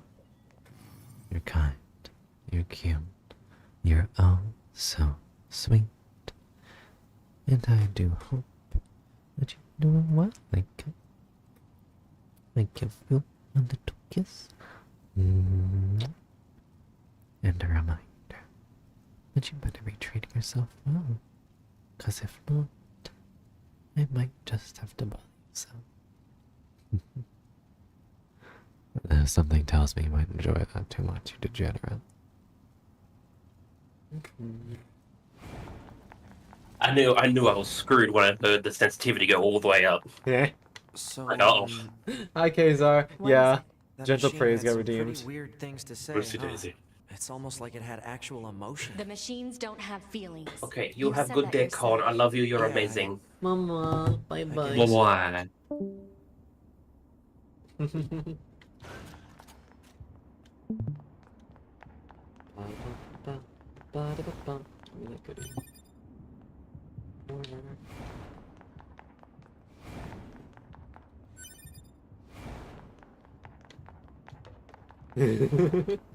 Is that a good thing or a bad thing, Kazar? I'm not sure if you're one who enjoys that sort of thing.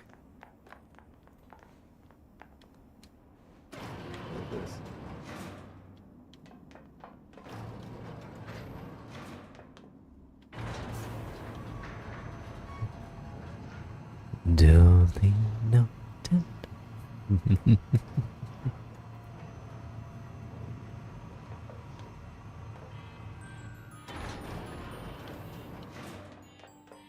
What the hell is that?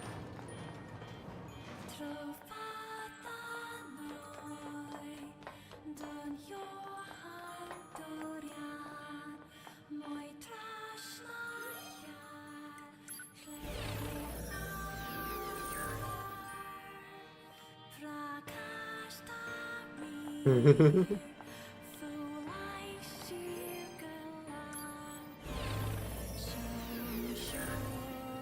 a lot of dead bodies here, I don't like that.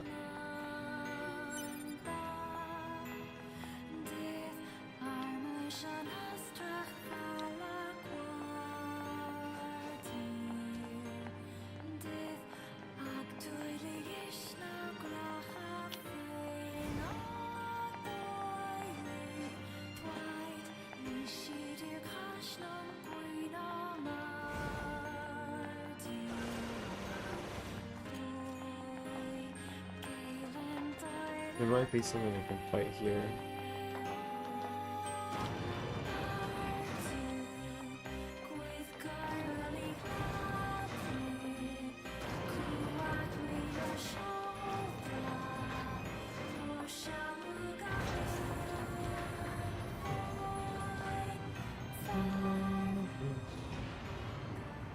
It had a different set of music from the rest of that place, though.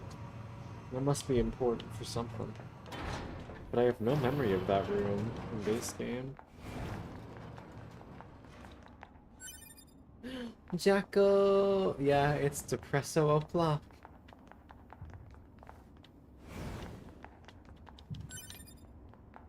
Are you dirty Imperial scum?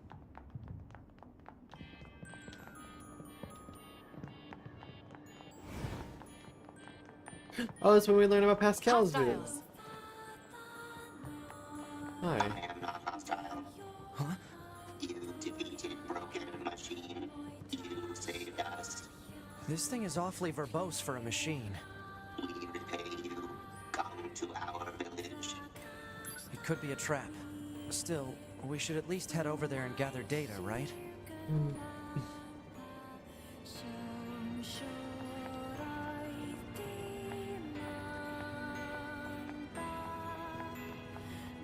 This way. This way. Jacko, I learned that we don't have to kill anyone in this entire area. Save for the boss.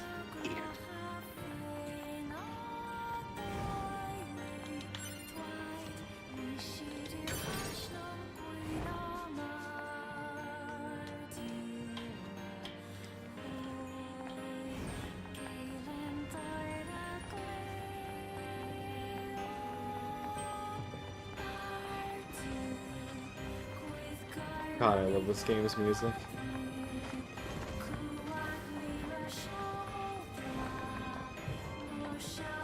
This way. This way.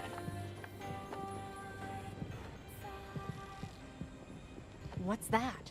Oh, right. You wouldn't have seen that before. They're sending supplies up from Earth to the moon and the bunker. There are no spare parts or fuel in space, after all. Huh.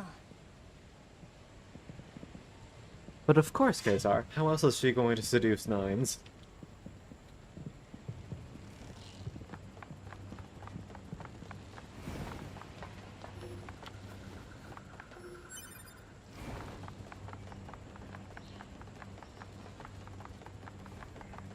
So why don't the machines, Oh. or the aliens who created them, attack the bunker directly?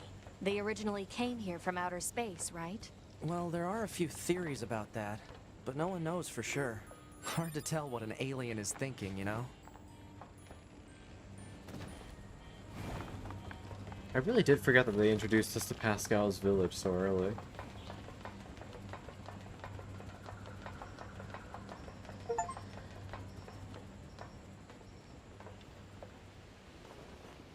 There's the boy!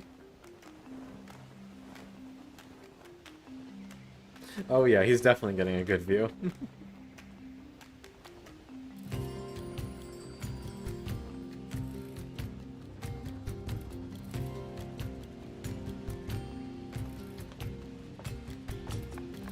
They all have white flags.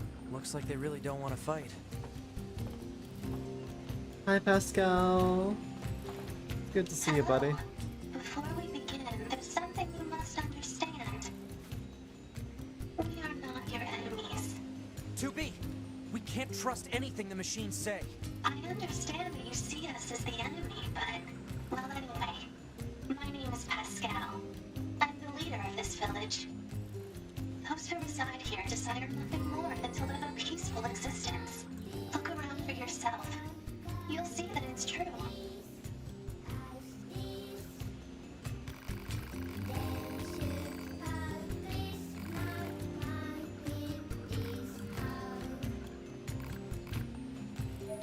Oh. That's why she was all, iffy before. Because she was already consorting with some of the machines and was afraid to know what our reaction would be if we found out.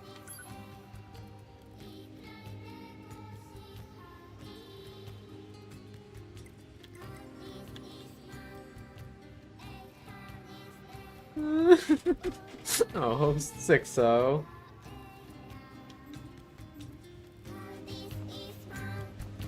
Rip paint. That's why we were doing this today.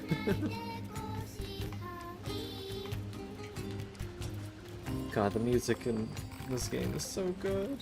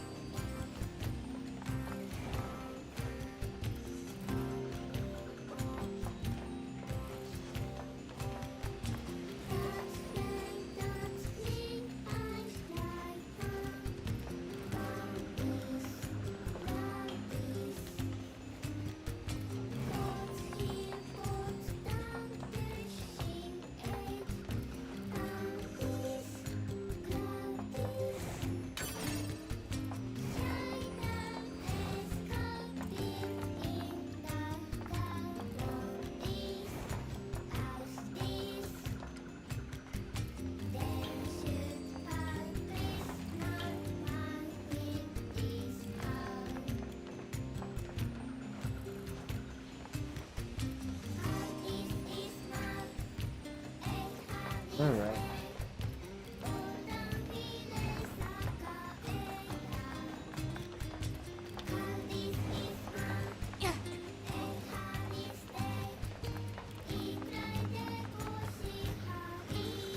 I said I was going to stop after that last boss, because I want to go work on a D&D character. But, good stuff. Oh, sorry, I missed someone in YouTube chat. Number one's animal lover. Hello. Thank you. I hope you're having a wonderful night.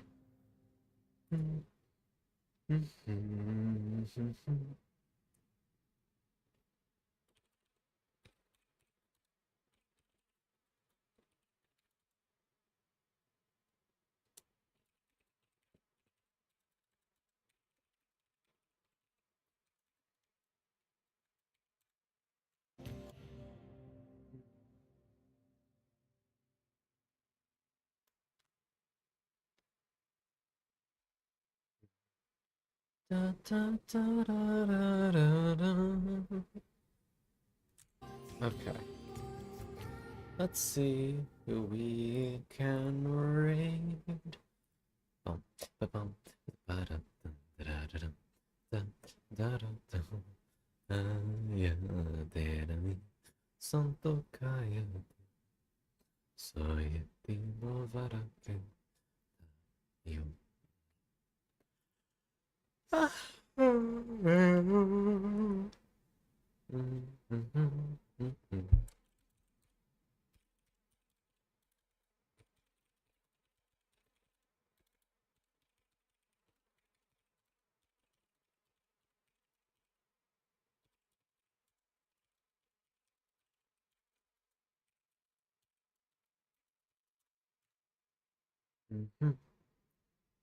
All right.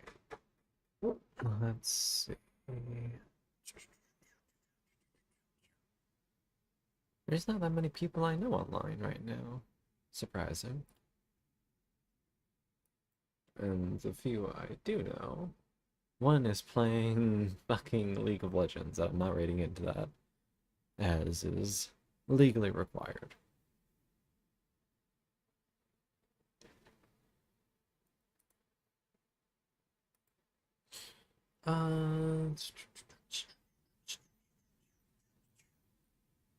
Whatever. You know, we're just gonna look up Nier Automata, see who's playing it on the VTuber tag.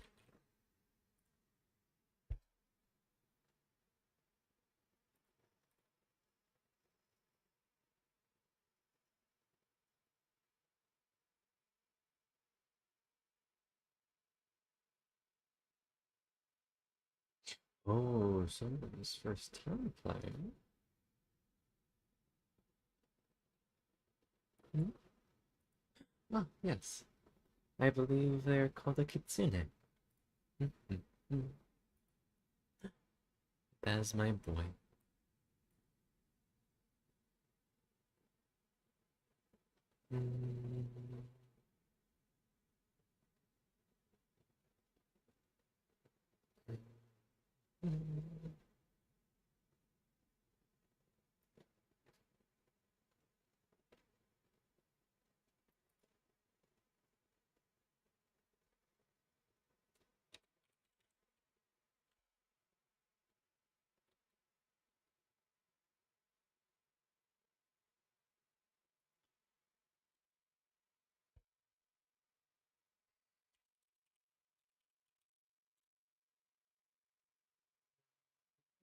Oh, bye bye, Jacko. Mama. Do your best.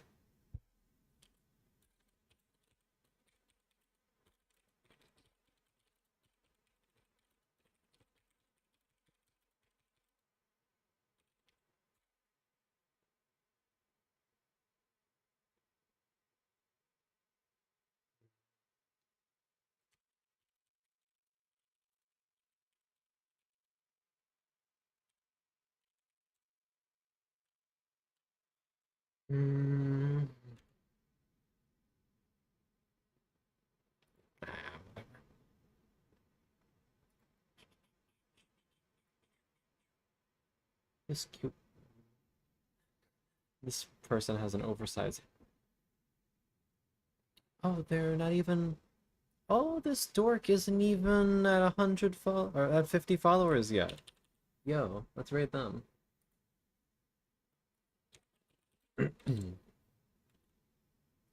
Skella Kitty. Alright. Thank you, darlings, very much for coming tonight. Hope you all have a wonderful, wonderful evening. Make sure to get some food, get some water, get some rest. Whatever helps you feel your best. And I look forward to seeing you all again next time. Have a good night, everyone. I'm fucking eepy. Bye-bye. Bye-bye. Ba-da-ba-ba-da-ba. Later, cuties.